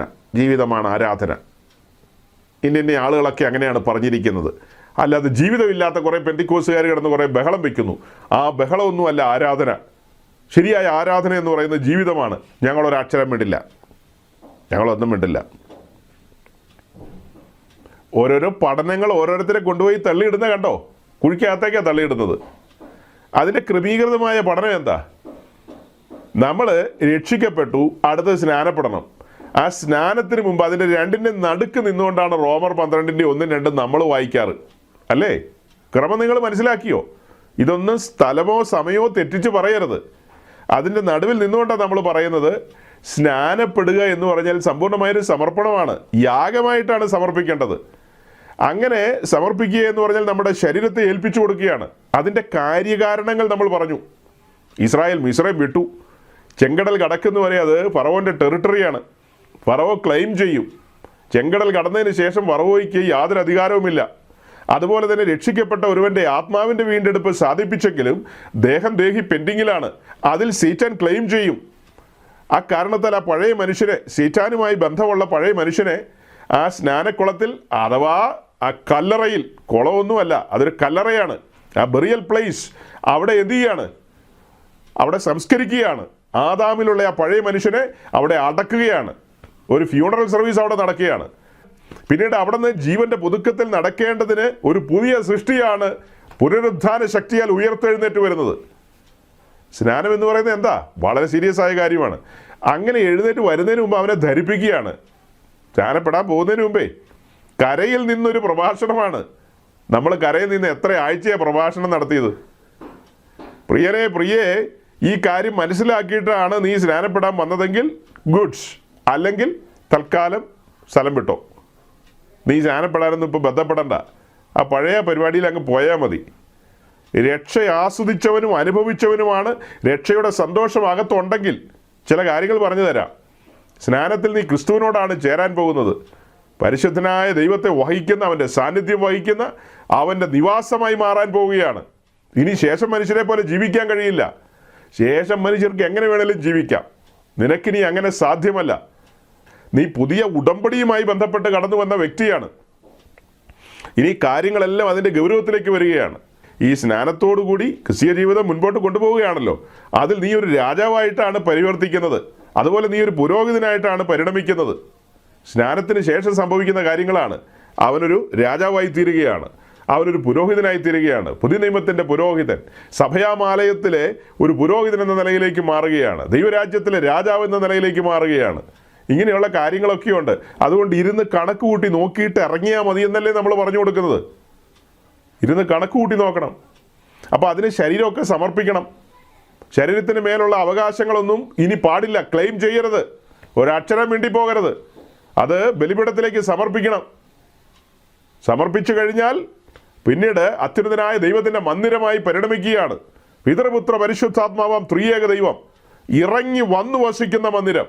സമാഗമന കൂടാരത്തിൽ എങ്ങനെ ഇറങ്ങി വന്നോ അങ്ങനെ തന്നെ ഇറങ്ങി വരും. വള്ളി വ്യത്യാസമില്ല.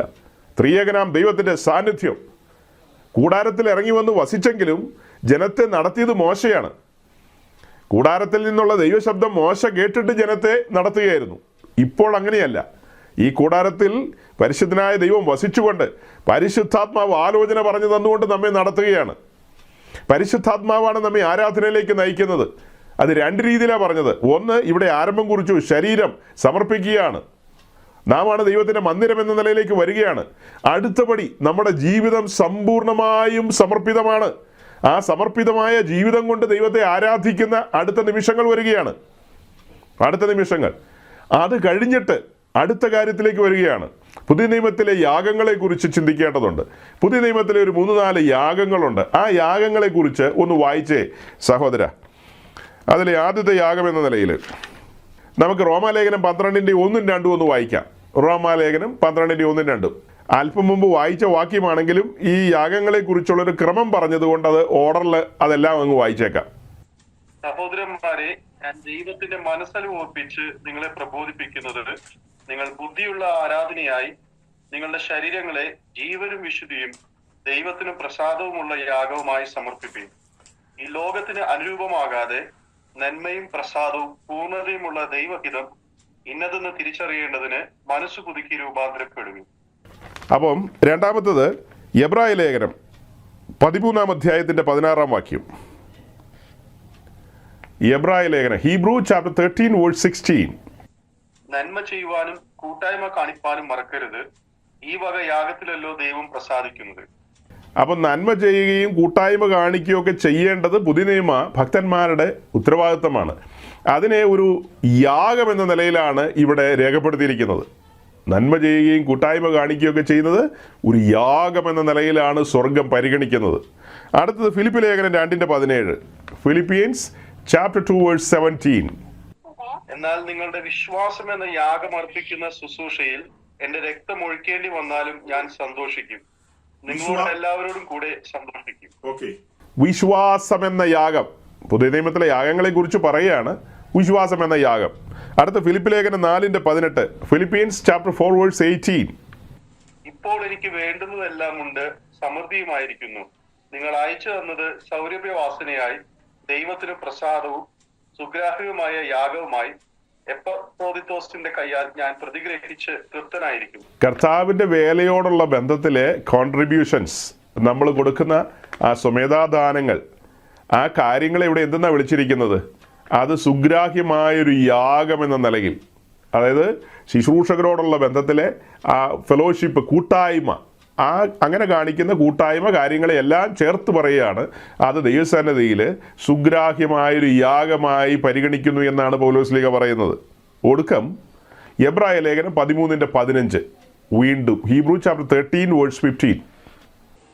അതുകൊണ്ട് അവൻ മുഖാന്തരം ഞാൻ ദൈവത്തിന് അവന്റെ നാമത്തെ ഏറ്റുപറയുന്ന അധരഫലം എന്ന സ്തോത്രയാഗം ഇടവിടാതെ അർപ്പിക്കുക. ഏറ്റവും ഒടുക്കം പറഞ്ഞത്, അതുകൊണ്ട് അവൻ്റെ നാമത്തെ ഏറ്റുപറയുന്ന അധരഫലം എന്ന സ്തോത്രയാഗം ഇടവിടാതെ അർപ്പിക്കുക എന്നുള്ളതാണ്. ഇടവിടാതെ സ്തോത്രയാഗം അർപ്പിക്കുക. അപ്പോൾ ഈ പറയപ്പെട്ട യാഗങ്ങളാണ് പുതിയ നിയമത്തിൽ യാഗങ്ങളായിട്ടുള്ളത്. അതല്ലാതെ നമ്മുടെ എപ്പിസ്കോപ്പൽ സമൂഹങ്ങളിൽപ്പെട്ട സഹോദരങ്ങൾ പറയുന്ന പോലെ അവർ യാഗം അർപ്പിക്കുകയാണ്, കുർബാന അർപ്പിക്കുകയാണെന്നൊക്കെ പറയുമ്പോൾ, ഈ അടുത്ത സമയത്ത് എവിടെയോ കേട്ടതുപോലെ, അതായത് കാത്തലിക്സിൻ്റെ കുർബാനയോടുള്ള ബന്ധത്തിൽ പറഞ്ഞു വരുമ്പോൾ അവർ ബലി അർപ്പിക്കുന്നു. ആ അർപ്പിക്കുന്ന ബലി ക്രിസ്തുവിനെ തന്നെയാണ് ബലി അർപ്പിക്കുന്നതെന്നുള്ള നിലയിലാണ് നമ്മളത് കേൾക്കുമ്പോൾ മനസ്സിലാകുന്നത്. അവർ ബലിയിലൂടെ ആരെ അർപ്പിക്കുന്നത്? ക്രിസ്തുവിൻ്റെ ബലിയുടെ പുനരാവിഷ്കരണമാണ്. ഓരോ ദിവസവും ആ ബലി വീണ്ടും വീണ്ടും അർപ്പിക്കപ്പെടുകയാണ്.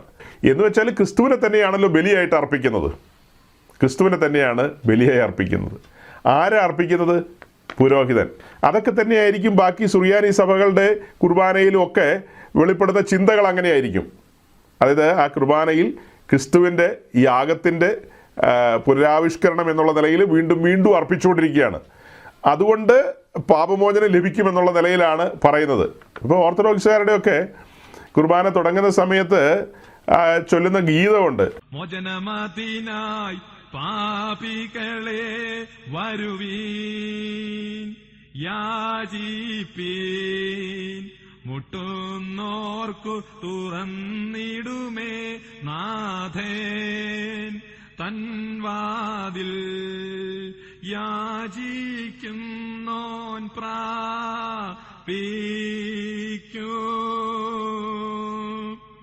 അന്വേഷിപ്പോൻ. ആ ഗീതത്തിൽ എന്താ വിളിച്ചു പറയുന്നത്? മാളോരെ ഓടി വരുവിൻ, നിങ്ങളുടെ പാപത്തിൻ്റെ പരിഹാരത്തിനായി ഒരു ബലി ഇവിടെ അർപ്പിക്കുന്നു.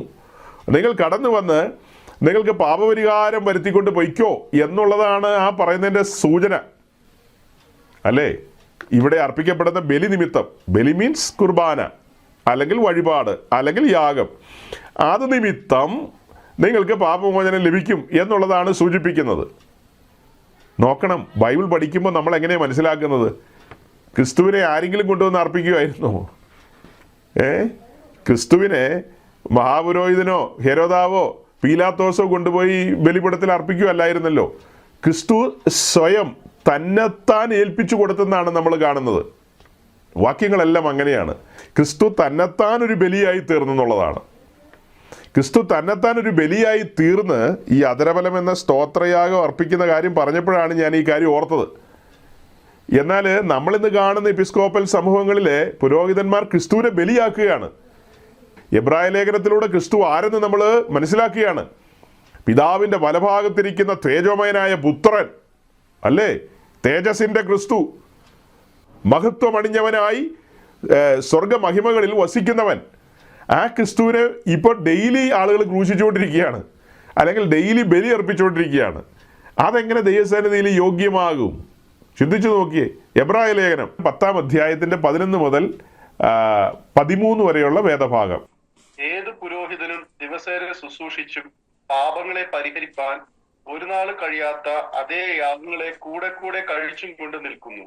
യേശുവോ പാപങ്ങൾക്ക് വേണ്ടി ഏകയാഗം കഴിച്ചിട്ട് എന്നേക്കും ദൈവത്തിന്റെ വലത്തുഭാഗത്ത് ഇരുന്നു കൊണ്ട്, അതായത് 11-ാം വാക്യത്തിൽ പറയുന്നത്, ഏത് പുരോഹിതനും ദിവസേന ശുശ്രൂഷിച്ചും പാപങ്ങളെ പരിഹരിക്കാൻ ഒരു നാളും കഴിയാത്ത അതേ യാഗങ്ങളെ കൂടെ കൂടെ കഴിച്ചും കൊണ്ട് നിൽക്കുന്നു.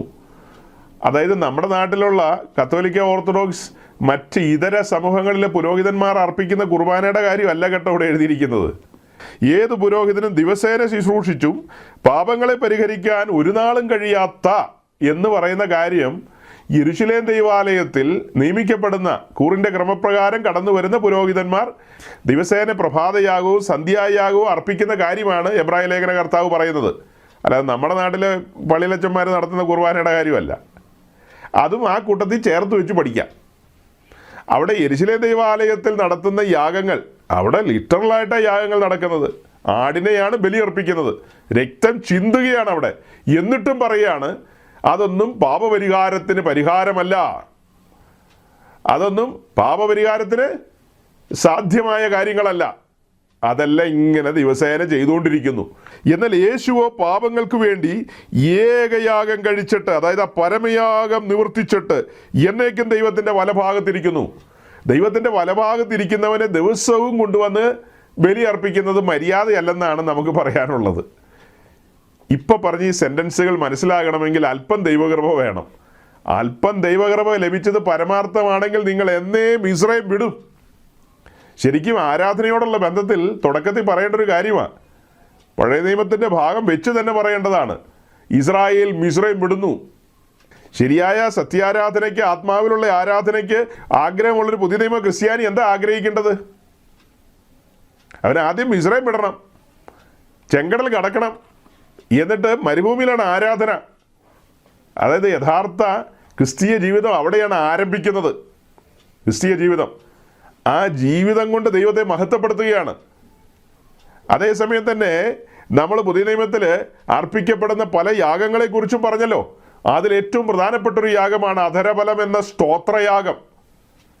അധരബലം എന്ന സ്തോത്രയാഗം.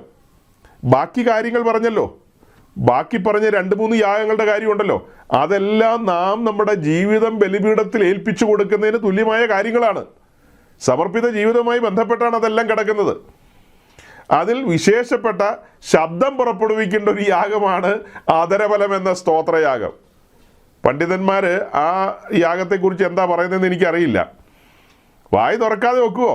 ജീവിതമാണ് എന്ന് പറഞ്ഞുകൊണ്ടിരുന്നാൽ മതിയോ? ജീവിതമാണെന്നേ, അത് തന്നെയാണ് ഞങ്ങൾക്ക് പറയാനുള്ളത്. അതാ ഞങ്ങൾ പറഞ്ഞുകൊണ്ടിരിക്കുന്നതും. കഴിഞ്ഞ ദീർഘമായ കാലങ്ങൾ അതാ പറഞ്ഞുകൊണ്ടിരിക്കുന്നത്. ചുമ്മാ കിടന്ന് ബഹളം വയ്ക്കുന്നതല്ല പുതിയ നിയമ ആരാധന, അതല്ല സത്യാരാധന. എന്നാൽ സത്യാരാധനയിൽ ബഹളം വരും, ശബ്ദം വരുമെന്ന്. അതിന് നിങ്ങളൊക്കെ എങ്ങനെ വേണമെങ്കിലും വിളിക്കാം. അതിന് ബഹളമെന്നോ ഏത് രീതിയിൽ വേണമെങ്കിലും പരിഗണിക്കാം. ശബ്ദം പുറപ്പെടുവിക്കും, ശബ്ദങ്ങളുണ്ടായിരിക്കും നിശ്ചയമായും. അപ്പോൾ അധരബലമെന്ന സ്തോത്രയാഗം അർപ്പിക്കുകയാണ്. അർപ്പിച്ചുകൊണ്ടാണ് ആരംഭിക്കുന്നത്. അതിൻ്റെ കാര്യം എന്താ? യേശുക്രിസ്തു ഇങ്ങനെ ഒരു പരമയാഗം കഴിച്ച് നമുക്ക് എന്നേക്കുമുള്ള സദ്ഗുണപൂർത്തിയിലേക്ക് നമ്മെ കൊണ്ടുവന്നിരിക്കുകയാണ്. അങ്ങനെ കൊണ്ടുവന്നിരിക്കുമ്പോൾ അതിൻ്റെ സന്തോഷ സൂചകമായി നാം ദൈവസന്നിധിയിൽ കടന്നു വരികയാണ്. ആഴ്ചയിലെ 6 ദിവസവും നമ്മുടെ ജീവിതം കൊണ്ട് ദൈവത്തെ ആരാധിക്കുകയായിരുന്നു. 7-ാം ദിവസം അങ്ങനെയുള്ളവരെല്ലാം കൂടെ ഒത്തുകൂടുകയാണ്. ആ ഒത്തുകൂടുന്ന സമയത്ത് വിശുദ്ധന്മാർ ഒരുമിച്ച് ദൈവത്തെ ആരാധിക്കും. അതിൽ ശബ്ദമുഖരിതമായ അന്തരീക്ഷങ്ങളുണ്ടാകും.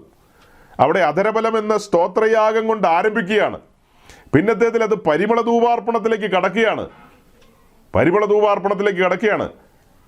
അതായത് ദൈവത്തെ നാം സ്തോത്രത്തിലൂടെ മഹത്വപ്പെടുത്തിക്കൊണ്ട്, അതായത് ശബ്ദം പുറപ്പെടുവിച്ചാൽ മാത്രം പോരാ കേട്ടോ.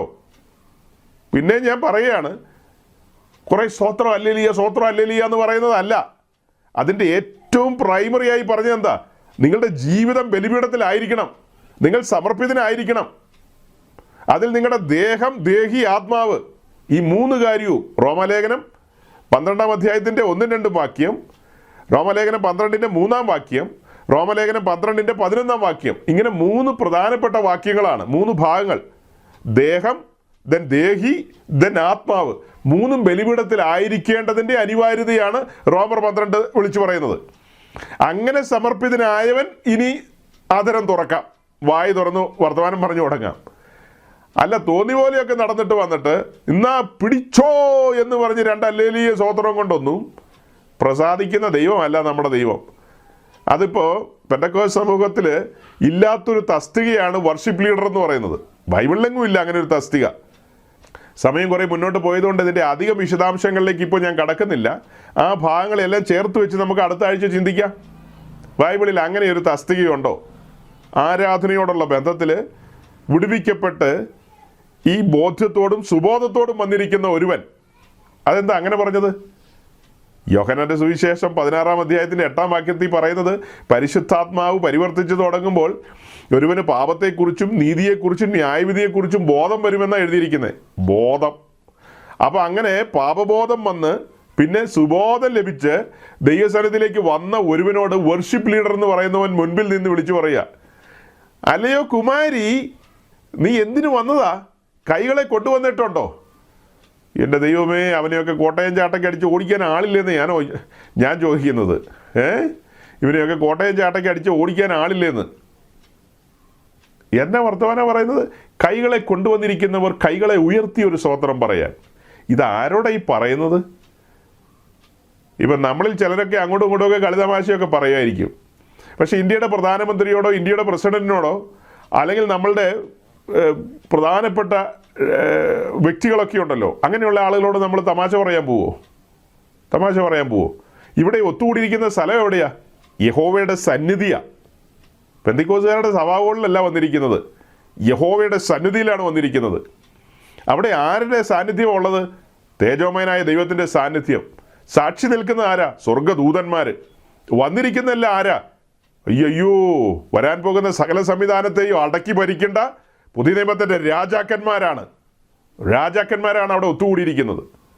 അതുപോലെ തേജോമയനായ ദൈവത്തിൻ്റെ സന്നിധിയിൽ, സെറാഫുകൾ ആരാധിക്കുന്ന ദൈവത്തിൻ്റെ സന്നിധിയിൽ, ദൈവസന്നിധിയിൽ ധൂപം അർപ്പിക്കുവാനും യാഗം അർപ്പിക്കുവാനും വന്നിരിക്കുന്ന പുരോഹിതന്മാരാണ് ഇവരെല്ലാം, ഈ വന്നിരിക്കുന്നവരൊക്കെ. അപ്പോൾ രക്ഷിക്കപ്പെടാത്ത ആളുകൾ വന്നിട്ടുണ്ടോ എന്ന് ചോദിച്ചാൽ അതൊക്കെ വേറെ വിഷയം. ഇത് കോമൺ ആയിട്ടാണ് പറയുന്നത്, ജനറൽ ആയിട്ടാണ് പറയുന്നത്. അങ്ങനെ വന്നിരിക്കുന്ന അവരോട് കളിതമാശ പറയാൻ നീ ആർ? അതാണ് നമുക്ക് ചോദിക്കാനുള്ളത്. കൈകളെ കൊണ്ടുവന്നിട്ടുണ്ടോ? കാല് കൊണ്ടുവന്നിട്ടുണ്ടോ? അങ്ങനെ ഓർമ്മിപ്പിക്കേണ്ട ആവശ്യം ഇവിടെ ഇല്ലെന്നേ.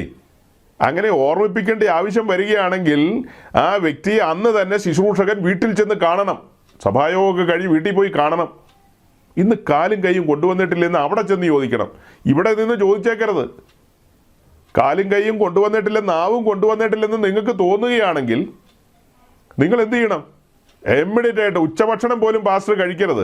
നേരെ ചെല്ലുക, ചെന്നിട്ട് ചോദിക്കുക, കാര്യങ്ങളൊക്കെ ചോദിക്കുക. ജീവിതം 6 ദിവസവും ബലിപീഠത്തിലല്ലായിരുന്നു എന്ന് ചോദിക്കുക. ജീവിതം കൊണ്ട് ദൈവത്തെ മഹത്വപ്പെടുത്തുന്നില്ലേ? തികഞ്ഞ ബോധത്തിലല്ലേ നീ വരുന്നത്? യോഹന്നാൻ 16:8 നീ മറന്നുപോയോ? നിനക്ക് വന്ന പാപബോധം എന്തായിരുന്നു? അലമുറയിട്ട് കരയല്ലായിരുന്നു, അയ്യോ ഞാൻ അരിഷ്ട മനുഷ്യൻ, ആരെന്നെ രക്ഷിക്കും, ആരെന്നെ വിടുവിക്കും എന്നുള്ളൊരു വിലാപമല്ലായിരുന്നു? അന്നല്ലേ നീട്ടിയ ഭുജത്താലും വീര്യമുള്ള കരത്താലും വിടുവിച്ച് കോരിയെടുത്തുകൊണ്ട് വന്നത് പാപത്തിൻ്റെ പടുകുഴിയിൽ നിന്ന്? ആ ബോധം മറഞ്ഞു പോയോ?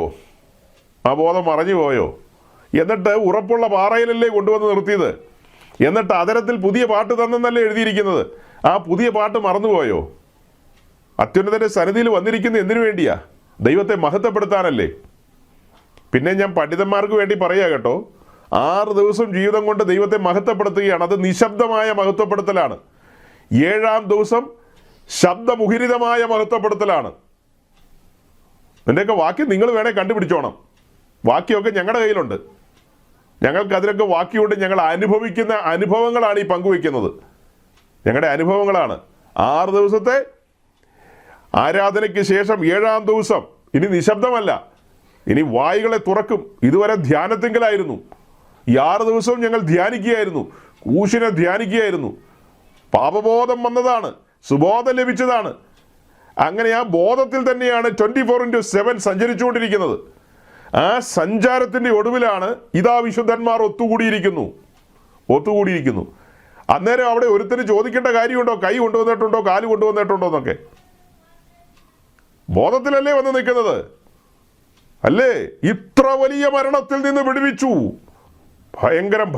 ഭയാനകമായ വിടുതൽ എന്ന് പറഞ്ഞാൽ അതാണ് വിടുതൽ. ആ വിടുതലിൽ നിൽക്കുമ്പോൾ നന്ദി സൂചകമായി സ്തോത്രയാഗമർപ്പിക്കുകയാണ്. നന്ദി സൂചകമായി ദൈവസന്നിധിയിൽ സ്തോത്രമർപ്പിക്കുകയാണ്. അതിൻ്റെ അനുബന്ധമെന്നോണം സ്തുതിയിലേക്ക് പ്രവേശിക്കുകയാണത്. ആ സ്തുതി അതിൻ്റെ നിലയിൽ അത് വർദ്ധിച്ചു വന്ന്, ഞാൻ പറഞ്ഞല്ലോ, യാഗാർപ്പണം ധൂപാർപ്പണമായി മാറുകയാണ്, പരിമള ധൂപാർപ്പണമായി മാറുകയാണ്. സ്തോത്രത്തിലും സ്തുതിയിലും എന്താ സ്തോത്രത്തിൻ്റെ പ്രത്യേകത? ദൈവം ജീവിതത്തിൽ ചെയ്ത നന്മകൾ, ദൈവം ചെയ്ത വൻകാര്യങ്ങൾ, പാപത്തിൽ നിന്ന് വിടുവിച്ചതോർത്ത്, കഴുകിയതോർത്ത്, ഉറപ്പുള്ള പാറമേൽ കൊണ്ടുവന്നതോർത്ത്, പ്രത്യാശ നൽകിയതോർത്ത്, ആദരത്തിൽ പുതിയ പാട്ട് തന്നതോർത്ത്, അതുപോലെ രക്ഷയുടെ സന്തോഷത്താൽ അകം നിറഞ്ഞ് തുളുമ്പുന്നതോർത്ത്, ഇതെല്ലാം ഓർത്താണ് സ്തോത്രം ചെയ്യുന്നത്. അത് സന്തോഷ സൂചകമായാണ്, നന്ദി സൂചകമായാണ്. അതിൻ്റെ അനുബന്ധമെന്നോണം ദൈവത്തെ സ്തുതിക്കാൻ ആരംഭിക്കുന്നു. അത് ദൈവം എന്തെങ്കിലും ചെയ്തതിൻ്റെ പേരിലല്ല, അത് സ്തുതിയിലേക്ക് കടക്കുകയാണ്. ദൈവം എന്തെങ്കിലും ചെയ്തിട്ടാണോ ദൈവത്തെ സ്തുതിക്കുന്നത്? ഒന്നുമല്ല. അവൻ സ്തുതിക്ക് യോഗ്യനാണ്.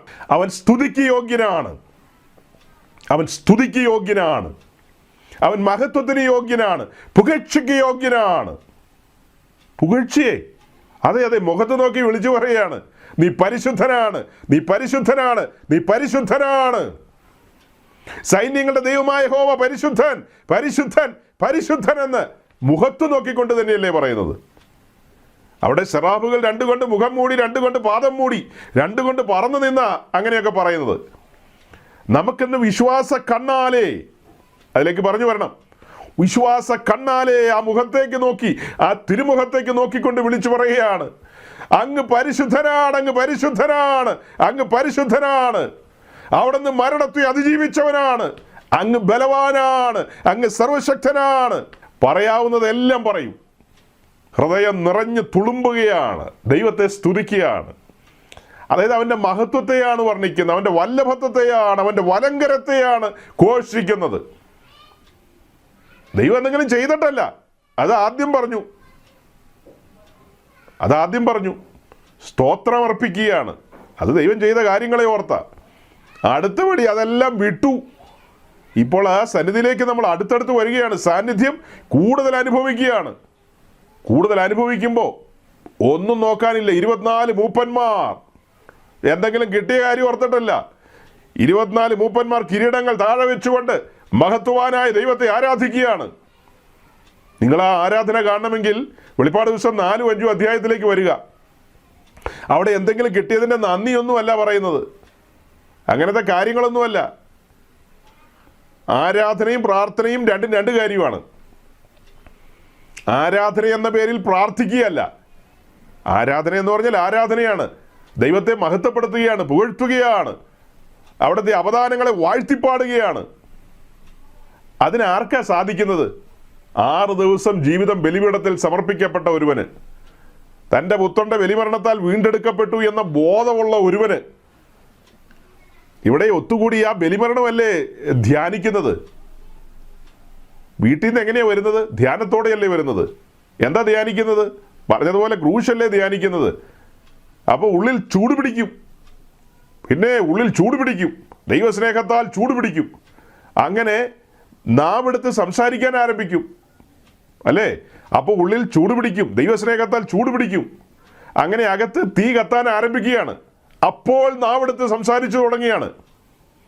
അപ്പോൾ പ്ലാസ്റ്റർ ഒട്ടിക്കുമെന്നല്ല വചനത്തിൽ വായിക്കുന്നത്, അപ്പോൾ നാവെടുത്ത് സംസാരിക്കും. അതാണ് പുതിയ നിയമ ആരാധനയുടെ പ്രത്യേകത. അത് പഴയ നിയമത്തിൽ നിന്നൊക്കെ ചേർത്ത് വെച്ചാണ് നീ പറയുന്നത്. അത് അനുഭവിച്ചവരാ പറയുന്നത്, അനുഭവിച്ചുകൊണ്ടിരിക്കുന്നവരോടാ പറയുന്നത്. അല്ലാതെ എന്തെങ്കിലും കുറേ ബുദ്ധിയിൽ ഇങ്ങനെ ഇട്ട് അമ്മാനമാടി കളിച്ചിട്ട് കുറേ പോയിന്റ് എല്ലാം പറഞ്ഞിട്ട് ഉണങ്ങി വരണ്ട അങ്ങനെ പോവുകയല്ല.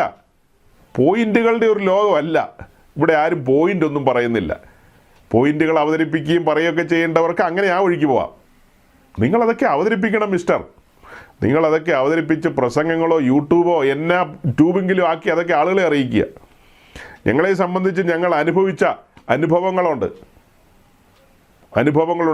യാഗപീഠത്തിൽ സമർപ്പിക്കപ്പെട്ട് ധൂപപീഠത്തിലേക്ക് വരുമ്പോൾ വളരെ സീരിയസ് ആയി പറയേണ്ട കാര്യങ്ങളുണ്ട്. ഇനി ഞാൻ അതിലേക്ക് ഇന്ന് പ്രവേശിക്കുന്നില്ല. അപ്പോൾ സൂചനകൾ ഞാനിന്ന് ഇവിടെ അവസാനിപ്പിക്കുകയാണ്. അതിനു മുമ്പ് 2-3 വാക്യങ്ങൾ കൂടെ നമുക്ക് വായിക്കാം. 2-3 വാക്യങ്ങളും കൂടെ വായിച്ചിട്ട് അവസാനിപ്പിക്കാം. അതായത് ഹോശേയ 14:2. നിങ്ങൾ അനുതാപ വാക്യങ്ങളോട് കൂടെ യഹോവയുടെ അടുക്കൽ മടങ്ങിച്ചെന്ന് അവനോട് സകല അകൃത്യത്തെയും ക്ഷമിച്ച് ഞങ്ങളെ കൃപയോടെ കൈക്കൊള്ളണമേ. എന്നാൽ ഞങ്ങൾ ഞങ്ങളുടെ അധരാർപ്പണമായ കാളകളെ അർപ്പിക്കും. അതായത് പഴയ നിയമ ആരാധനയോടുള്ള ബന്ധത്തിൽ ദൈവസന്നിധി കടന്നു വരുന്ന പുരോഹിതന്മാർ യാഗപീഠത്തിൽ കാളകളെ അർപ്പിക്കും. യാഗപീഠത്തിൽ അത് കഴിഞ്ഞ് അവർ ധൂപപീഠത്തിൽ വന്ന് ധൂപം അർപ്പിക്കും. അതൊക്കെയാണ് പഴയ നിയമത്തിലെ സിസ്റ്റം. ഇവിടെ പഴയ നിയമത്തിലെ ഒരു ഭാഗം തന്നെയാണ് വായിക്കുന്നത്, ഞങ്ങളുടെ അധരാർപ്പണമായ കാളകളെ അർപ്പിക്കുമെന്ന്. ചില കാര്യങ്ങളൊക്കെ മുകളിൽ പറയുന്നുണ്ട്. ഈ ഹോശേയയുടെ പുസ്തകം എഫ്രൈമുമായി ബന്ധപ്പെട്ട കാര്യങ്ങളാണ് പറയുന്നത്. എഫ്രൈമുമായി ബന്ധപ്പെട്ട കാര്യങ്ങൾ. അപ്പോൾ എഫ്രൈമിനോടുള്ള ദൈവത്തിൻ്റെ പ്രതിപത്തിയും പ്രസാദവും ഒക്കെ കുറഞ്ഞു പോയൊരു സമയം. എഫ്രൈം ജാതികളോട് ഇടകലർന്നു. എഫ്രൈം ദൈവത്തിൻ്റെ കാര്യപരിപാടിയിൽ നിന്ന് മാറി നിൽക്കുന്ന സമയം. അവരുടെ ഇടയിലെ പ്രവാചകനായ ഹോശേയ പറഞ്ഞു വരികയാണ്, എന്നാൽ ഞങ്ങൾ ഞങ്ങളുടെ അധരാർപ്പണമായ കാളകളെ അർപ്പിക്കും. അതായത് യാഗപീഠത്തിൽ കാളകളെ അർപ്പിക്കുന്നത് പോലെ തന്നെയാണ് പറയുന്നത്, ഞങ്ങളുടെ അധരാർപ്പണമായ സ്തോത്രയാഗം അർപ്പിക്കുന്നത് കാളകളെ അർപ്പിക്കുന്നതിന് തുല്യമായിട്ടാണെന്നുള്ള നിലയിൽ. അതിനോട് ചേർത്ത് സങ്കീർത്തനങ്ങൾ 69:30-31 കൂടെ വായിച്ചേ. സാംസ് ചാപ്റ്റർ 69 വേഴ്സ് 30 and 31. ഞാൻ പാട്ടോടെ ദൈവത്തിന്റെ നാമത്തെ സ്തുതിക്കും, സ്തോത്രത്തോടെ അവനെ മഹത്വപ്പെടുത്തും. അത് യഹോവയ്ക്ക് കാളയേക്കാളും കൊമ്പും കുളമ്പും ഉള്ള മൂരിയേക്കാളും പ്രസാദകരമാകും. പഴയ നിയമത്തിലെ ആരാധനാ രീതികൾ നമുക്കറിയാം. യാഗാർപ്പണം, ദെൻ ധൂപാർപ്പണം. അപ്പോൾ അവിടെ കാളയെ അർപ്പിക്കുന്നുണ്ട്, ആടിനെ അർപ്പിക്കുന്നുണ്ട്, അങ്ങനെ പല കാര്യങ്ങളും ഉണ്ടല്ലോ. ഇവിടെ സങ്കീർത്തനക്കാരൻ പറയാണ്, ആ കാലഘട്ടത്തിൽ തന്നെ നിന്നുകൊണ്ട് പറയുകയാണ്, ഞാൻ പാട്ടോടെ ദൈവത്തിൻ്റെ നാമത്തെ സ്തുതിക്കും, സ്തോത്രത്തോടെ അവനെ മഹത്വപ്പെടുത്തും. ഞാൻ പാട്ടോടെ ദൈവത്തിൻ്റെ നാമത്തെ സ്തുതിക്കും, സ്തോത്രത്തോടെ അവനെ മഹത്വപ്പെടുത്തും. അപ്പോൾ പാട്ടുണ്ട്, സ്തോത്രയാഗമുണ്ട്.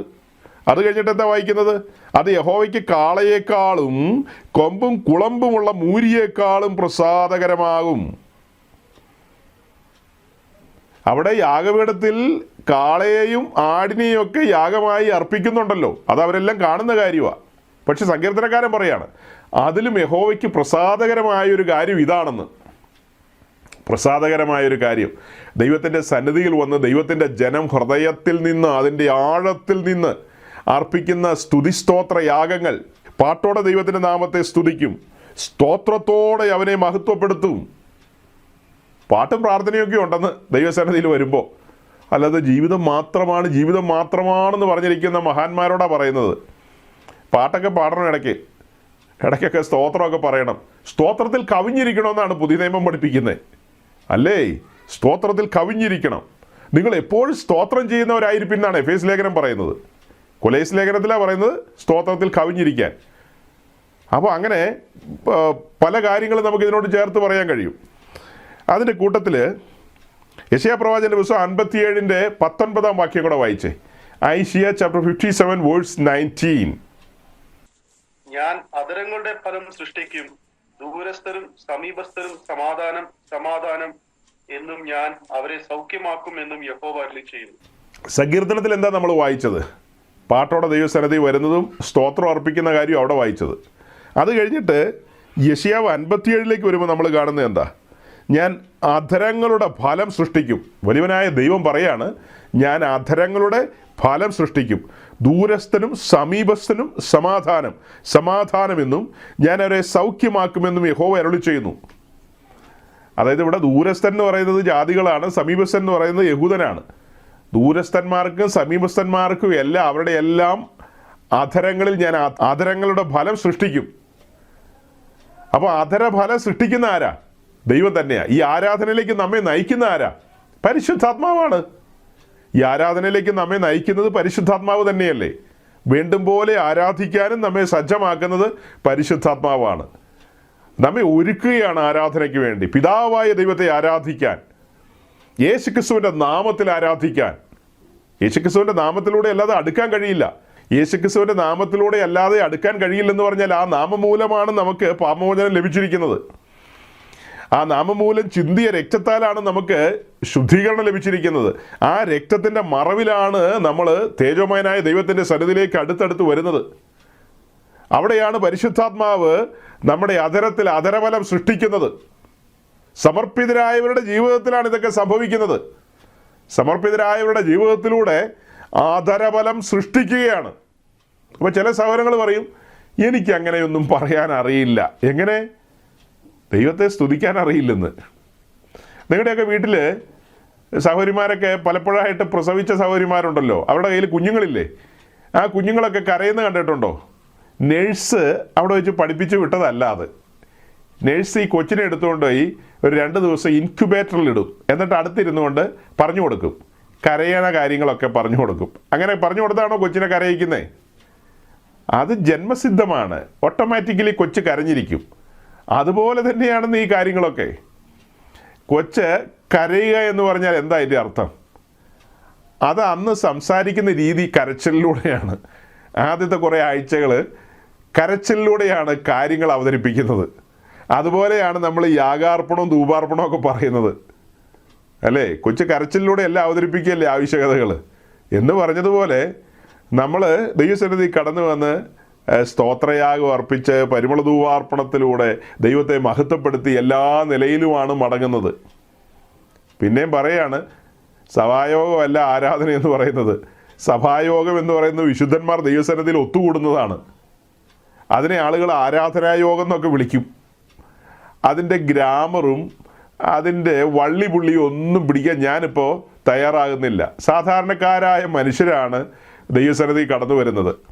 അവരെ ഭീഷണിപ്പെടുത്താനും പേടിപ്പിക്കാനും പോയിന്റുകൾ പറഞ്ഞ് വറപ്പിക്കാനൊന്നും ഞാൻ ആളല്ല. അവർ കുറ്റമറ്റ മനസാക്ഷിയോടെ ദൈവസന്നിധി വന്ന് കർത്താവ് ചെയ്ത കാര്യങ്ങളെ ഓർത്ത് നമ്മൾ പറഞ്ഞ പോയിന്റ് ഒന്നും ചിലപ്പോൾ അവർക്ക് അറിയില്ലായിരിക്കും. അവർ കണ്ണുനീരോടുകൂടിയായിരിക്കും കർത്താവിൻ്റെ പാദം ചുംബിക്കുന്നത്, അല്ലേ? അവർക്ക് നമ്മളീ പറയുന്ന വലിയ പോയിന്റ് ഒന്നും അറിയില്ലെന്നേ. അതങ്ങനെയാണോ ഇതിങ്ങനെയാണോ വാക്യം എവിടെ ഉണ്ടെന്നൊന്നും ചിലപ്പോൾ അറിയില്ലായിരിക്കാം. അവരുടെ ഹൃദയം നന്ദി കൊണ്ട് നിറയുകയാണ്, അല്ലേ? ആ മറിയ വെൺകൽ ഭരണി തകർത്തുകൊണ്ട് ആ സ്വച്ഛജട മാംസ്യ തൈലം കർത്താവിൻ്റെ മേൽ പൂശിയതുപോലെ അവളുടെ കണ്ണുനീര് കൊണ്ടാണ് കർത്താവിൻ്റെ പാദത്തിൽ അവൾ ചുംബിച്ചതും ആ പാദം തുടച്ചതൊക്കെ. അങ്ങനെയൊക്കെയല്ലേ? അതിൻ്റെ ഗ്രാമറൊക്കെ ചോദിച്ച് ഒത്തിരി പേര് അന്ന് വന്നായിരുന്നു. ഹൈ, ഇതെന്താ ഇങ്ങനെ? ഇത് ഗ്രാമർ വശം ശരിയല്ലല്ലോ കാര്യങ്ങൾ എന്നൊക്കെ. അന്നേരം കർത്താവ് എന്നാ പറഞ്ഞത്? നീയൊക്കെ വേറെ പണി നോക്കി പോകാനാ പറഞ്ഞത്. അവളെങ്കൽ ചെയ്തത് ലോകമുള്ള കാലം, സുവിശേഷം ഘോഷിക്കുന്ന കാലം മുഴുവനും ഘോഷിക്കൂ എന്നാണ് പറഞ്ഞത്. അവൾക്ക് BTH ഉണ്ടോ MTH ഉണ്ടോ ഡോക്ടറേറ്റ് ഉണ്ടോ എന്നൊക്കെ ചോദിച്ചു വരരുത്. അതൊന്നും അവൾക്കില്ല. പക്ഷേ അവൾ ദൈവസന്നിധിയിൽ ഒരു ആരാധന പോലെ അത് അർപ്പിക്കുകയായിരുന്നു, അല്ലേ? തൻ്റെ ജീവിതം ദൈവസന്നിധിയിൽ ആരുടെ മുമ്പിലാണ് നിൽക്കുന്നത്? ഹൃദയങ്ങളെയും നിലവുകളെയും അന്തരേന്ദ്രിയങ്ങളെയും അറിയുന്നവൻ്റെ മുമ്പിലല്ലേ നിൽക്കുന്നത്? അവിടെ നിന്നുകൊണ്ടല്ലേ അവൾ ആ പാദം ചുംബിക്കുന്നത്, അല്ലേ? ശരിക്കും ആരാധനയിൽ കടന്നു വരുമ്പോൾ ഈ പറഞ്ഞതുപോലെ സമർപ്പിത ജീവിതം, ആ പാദപീഠത്തെങ്കിലാണ് നാം അടുത്തു വരുന്നത്. ആ പാദത്തിൽ ചുംബിക്കുകയാണ്. നമുക്ക് വേണ്ടി തുളയ്ക്കപ്പെട്ട പാദത്തിൽ ചുംബിച്ചുകൊണ്ടാണ്. നന്ദി കൊണ്ട് ഹൃദയം നിറയല്ലേ സഹോദരങ്ങളെ?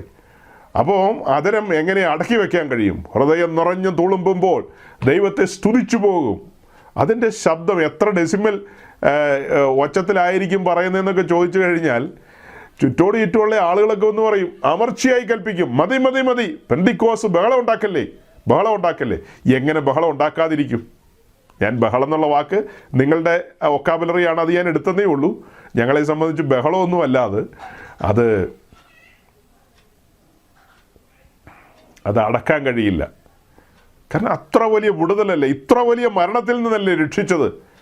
എന്നിട്ട് വലിയ പദവികൾ ചാർത്തിത്തരികയല്ലേ പുതിയ നിയമത്തിൻ്റെ ആരാധനക്കാരെന്ന നിലയിൽ, പുതിയ നിയമ സഭയാം ആലയത്തിലെ പുരോഹിതൻ എന്ന നിലയിൽ, ദൈവരാജ്യത്തിലെ രാജാവ് എന്ന നിലയിലൊക്കെ കൊണ്ടുവരികയല്ലേ. പുത്രസ്വീകാര്യം ലഭിക്കപ്പെടുകയല്ലേ. അതുപോലെ കുഞ്ഞാടിൻ്റെ കാന്ത എന്ന ഉന്നത പദവിയിലേക്ക് വരികയല്ലേ. പലവിധമായ ആംഗിളിൽ നിന്നല്ലേ നോക്കുന്നത്. എല്ലാം കൂടെ നോക്കുമ്പോൾ ഹൃദയം തുളുമ്പി പോവുകയാണ്. അപ്പോൾ നാവെടുത്ത് സംസാരിച്ചു പോകും, ശബ്ദം പുറപ്പെടുവിച്ചു പോകും. അപ്പോൾ സഹോദരങ്ങളെ, പുതിയ നിയമ ആരാധനയെക്കുറിച്ചുള്ള ഒരു ഐഡിയയാണ് പറഞ്ഞു വരുന്നത്. പൂർത്തീകരിച്ചിട്ടില്ല കേട്ടോ. കല്ലെറിയാൻ വരുന്നവരോട് ഒരു വാക്ക് പറഞ്ഞ് അവസാനിപ്പിച്ചേക്കാം. ഇതിൻ്റെ പൂർത്തീകരണം കർത്താവ് വരാൻ താമസിച്ചാൽ, ആയുസ്സും ആരോഗ്യം തന്നാൽ, നമുക്ക് അടുത്ത ആഴ്ച ബാക്കി കാര്യങ്ങളും കൂടെ ചിന്തിക്കേണ്ടതുണ്ട്. യാഗപീഠം വഴി നമുക്ക് ധൂപപീഠത്തിലേക്ക് സഞ്ചരിക്കേണ്ടതുണ്ട്. വിശുദ്ധ സ്ഥലത്ത് നിന്നുകൊണ്ട് പഴയ നിയമ പുരോഹിതന്മാർ അർപ്പിച്ച ആ ധൂപം, അതാണ് പുതിയ നിയമത്തിൽ ആരാധന എന്ന് പറയുന്നത്. ആ ധൂപത്തെ പുതിയ നിയമത്തിൽ 2 രീതിയിലാണ് പരിഗണിക്കുന്നത്. ഇവിടെ ആരാധനയുമായി ബന്ധപ്പെട്ട കാര്യമായതുകൊണ്ടാണ് ആരാധന മാത്രം പറഞ്ഞത്. അതേസമയം കഴിഞ്ഞ നാളുകളിൽ നമ്മൾ ഈ തിരുനിവാസത്തിൻ്റെ പഠനത്തിൽ ഏർപ്പെട്ട സമയത്ത് വിശുദ്ധ സ്ഥലത്തിരിക്കുന്ന ഇൻസെൻസ് ഓൾട്ടർ അഥവാ ധൂപപീഠത്തോടുള്ള ബന്ധത്തിൽ നമ്മൾ അടുത്ത് നിന്ന് കണ്ടത്, ധൂപപീഠത്തിൽ അർപ്പിക്കുന്ന ധൂപവുമായി ബന്ധപ്പെട്ട് നമ്മൾ പറഞ്ഞത് എന്തെന്ന് ചോദിച്ചാൽ, അത് പ്രഥമമായി നമ്മൾ പറഞ്ഞത് പുതിയ നിയമത്തിലെ മധ്യസ്ഥ പ്രാർത്ഥനയാണ്, ഇൻറ്റർസെസറി പ്രയറിനെയാണ് ആ ധൂപവുമായി ബന്ധപ്പെടുത്തി നമ്മൾ പറഞ്ഞത്. രണ്ടാമത്തെ കാര്യമാണ് പറഞ്ഞത് പുതിയ നിയമത്തിലെ ആരാധന അഥവാ ആത്മാവിലും സത്യത്തിലുമുള്ള ആരാധന എന്ന വിഷയം എക്സ്പ്ലെയിൻ ചെയ്യുന്നത് വിശുദ്ധ സ്ഥലത്ത് നിന്നുകൊണ്ടായിരിക്കും. അവിടെ നിന്നുകൊണ്ടാണ് ആ വിഷയം എക്സ്പ്ലെയിൻ ചെയ്യുന്നതെന്നാണ് അന്ന് പറഞ്ഞത്. അപ്പോൾ ഇവിടെ മധ്യസ്ഥ പ്രാർത്ഥനയുടെ കാര്യം ഒന്നും ഞാൻ പറയാതിരുന്നത് എന്താ? ഇതങ്ങനത്തെ ഒരു ടോപ്പിക്കല്ലല്ലോ. ഇത് ആരാധനയുമായി ബന്ധപ്പെട്ട കാര്യങ്ങൾ പറഞ്ഞതുകൊണ്ട് അത് മാത്രം പറഞ്ഞങ്ങ് പോയതാണ് കഴിഞ്ഞ ദിവസം. അപ്പോൾ ഈ 2 കാര്യങ്ങളും ഇതിനോട് ചേർത്ത് വെച്ച് പറയും. ധൂപത്തോടുള്ള ബന്ധത്തിൽ പഴയ നിയമ ആലയത്തിൽ ഏറ്റവും സീരിയസ് ആയ ശുശ്രൂഷ എന്ന് പറയുന്നത് ധൂപാർപ്പണമാണ്. അപ്പോൾ യാഗാർപ്പണത്തിന് ഗൗരവമില്ലെന്നൊന്നും ചോദിച്ചേക്കരുത്. യാഗാർപ്പണം നടക്കാതെ ധൂപാർപ്പണം ഉണ്ടോ? യാഗാർപ്പണം ഇല്ലാതെ ധൂപാർപ്പണം ഉണ്ടോ? യാഗരക്തം ഇല്ലാതെ അകത്തേക്ക് പോകാൻ കഴിയുമോ? ധൂപം കത്തണമെങ്കിൽ യാഗപീഠത്തിലെ തീക്കനലല്ലേ അവിടെ കൊണ്ടുവരേണ്ടത്. ക്രൂശിക്കപ്പെട്ടവനായ ക്രിസ്തുവിനെ ധ്യാനിക്കാതെ, ആ ക്രിസ്തുവിനെ ഉയർത്താതെ, ആ ക്രിസ്തുവിനെ മഹത്വപ്പെടുത്താതെ ആരാധനയുടെ പൂർണ്ണതയിലേക്ക് കടക്കാൻ കഴിയുമോ? അപ്പോൾ അതിൻ്റെയൊക്കെ വിശദാംശങ്ങളുണ്ട്, വിശദീകരണത്തിലേക്ക് പോകേണ്ടതുണ്ട്. അതുകൊണ്ട് ഈ കേട്ട കാര്യങ്ങൾ ഇതിങ്ങനെ കേട്ട് ഒരു ജീവിക്കടെ കേട്ട് മറു ജീവിക്കടെ പോകരുത്. കേട്ട കാര്യങ്ങളിൽ നിന്നുള്ള ഗൗരവമായ കാര്യങ്ങൾ നിങ്ങൾ നോട്ട് ചെയ്യണം.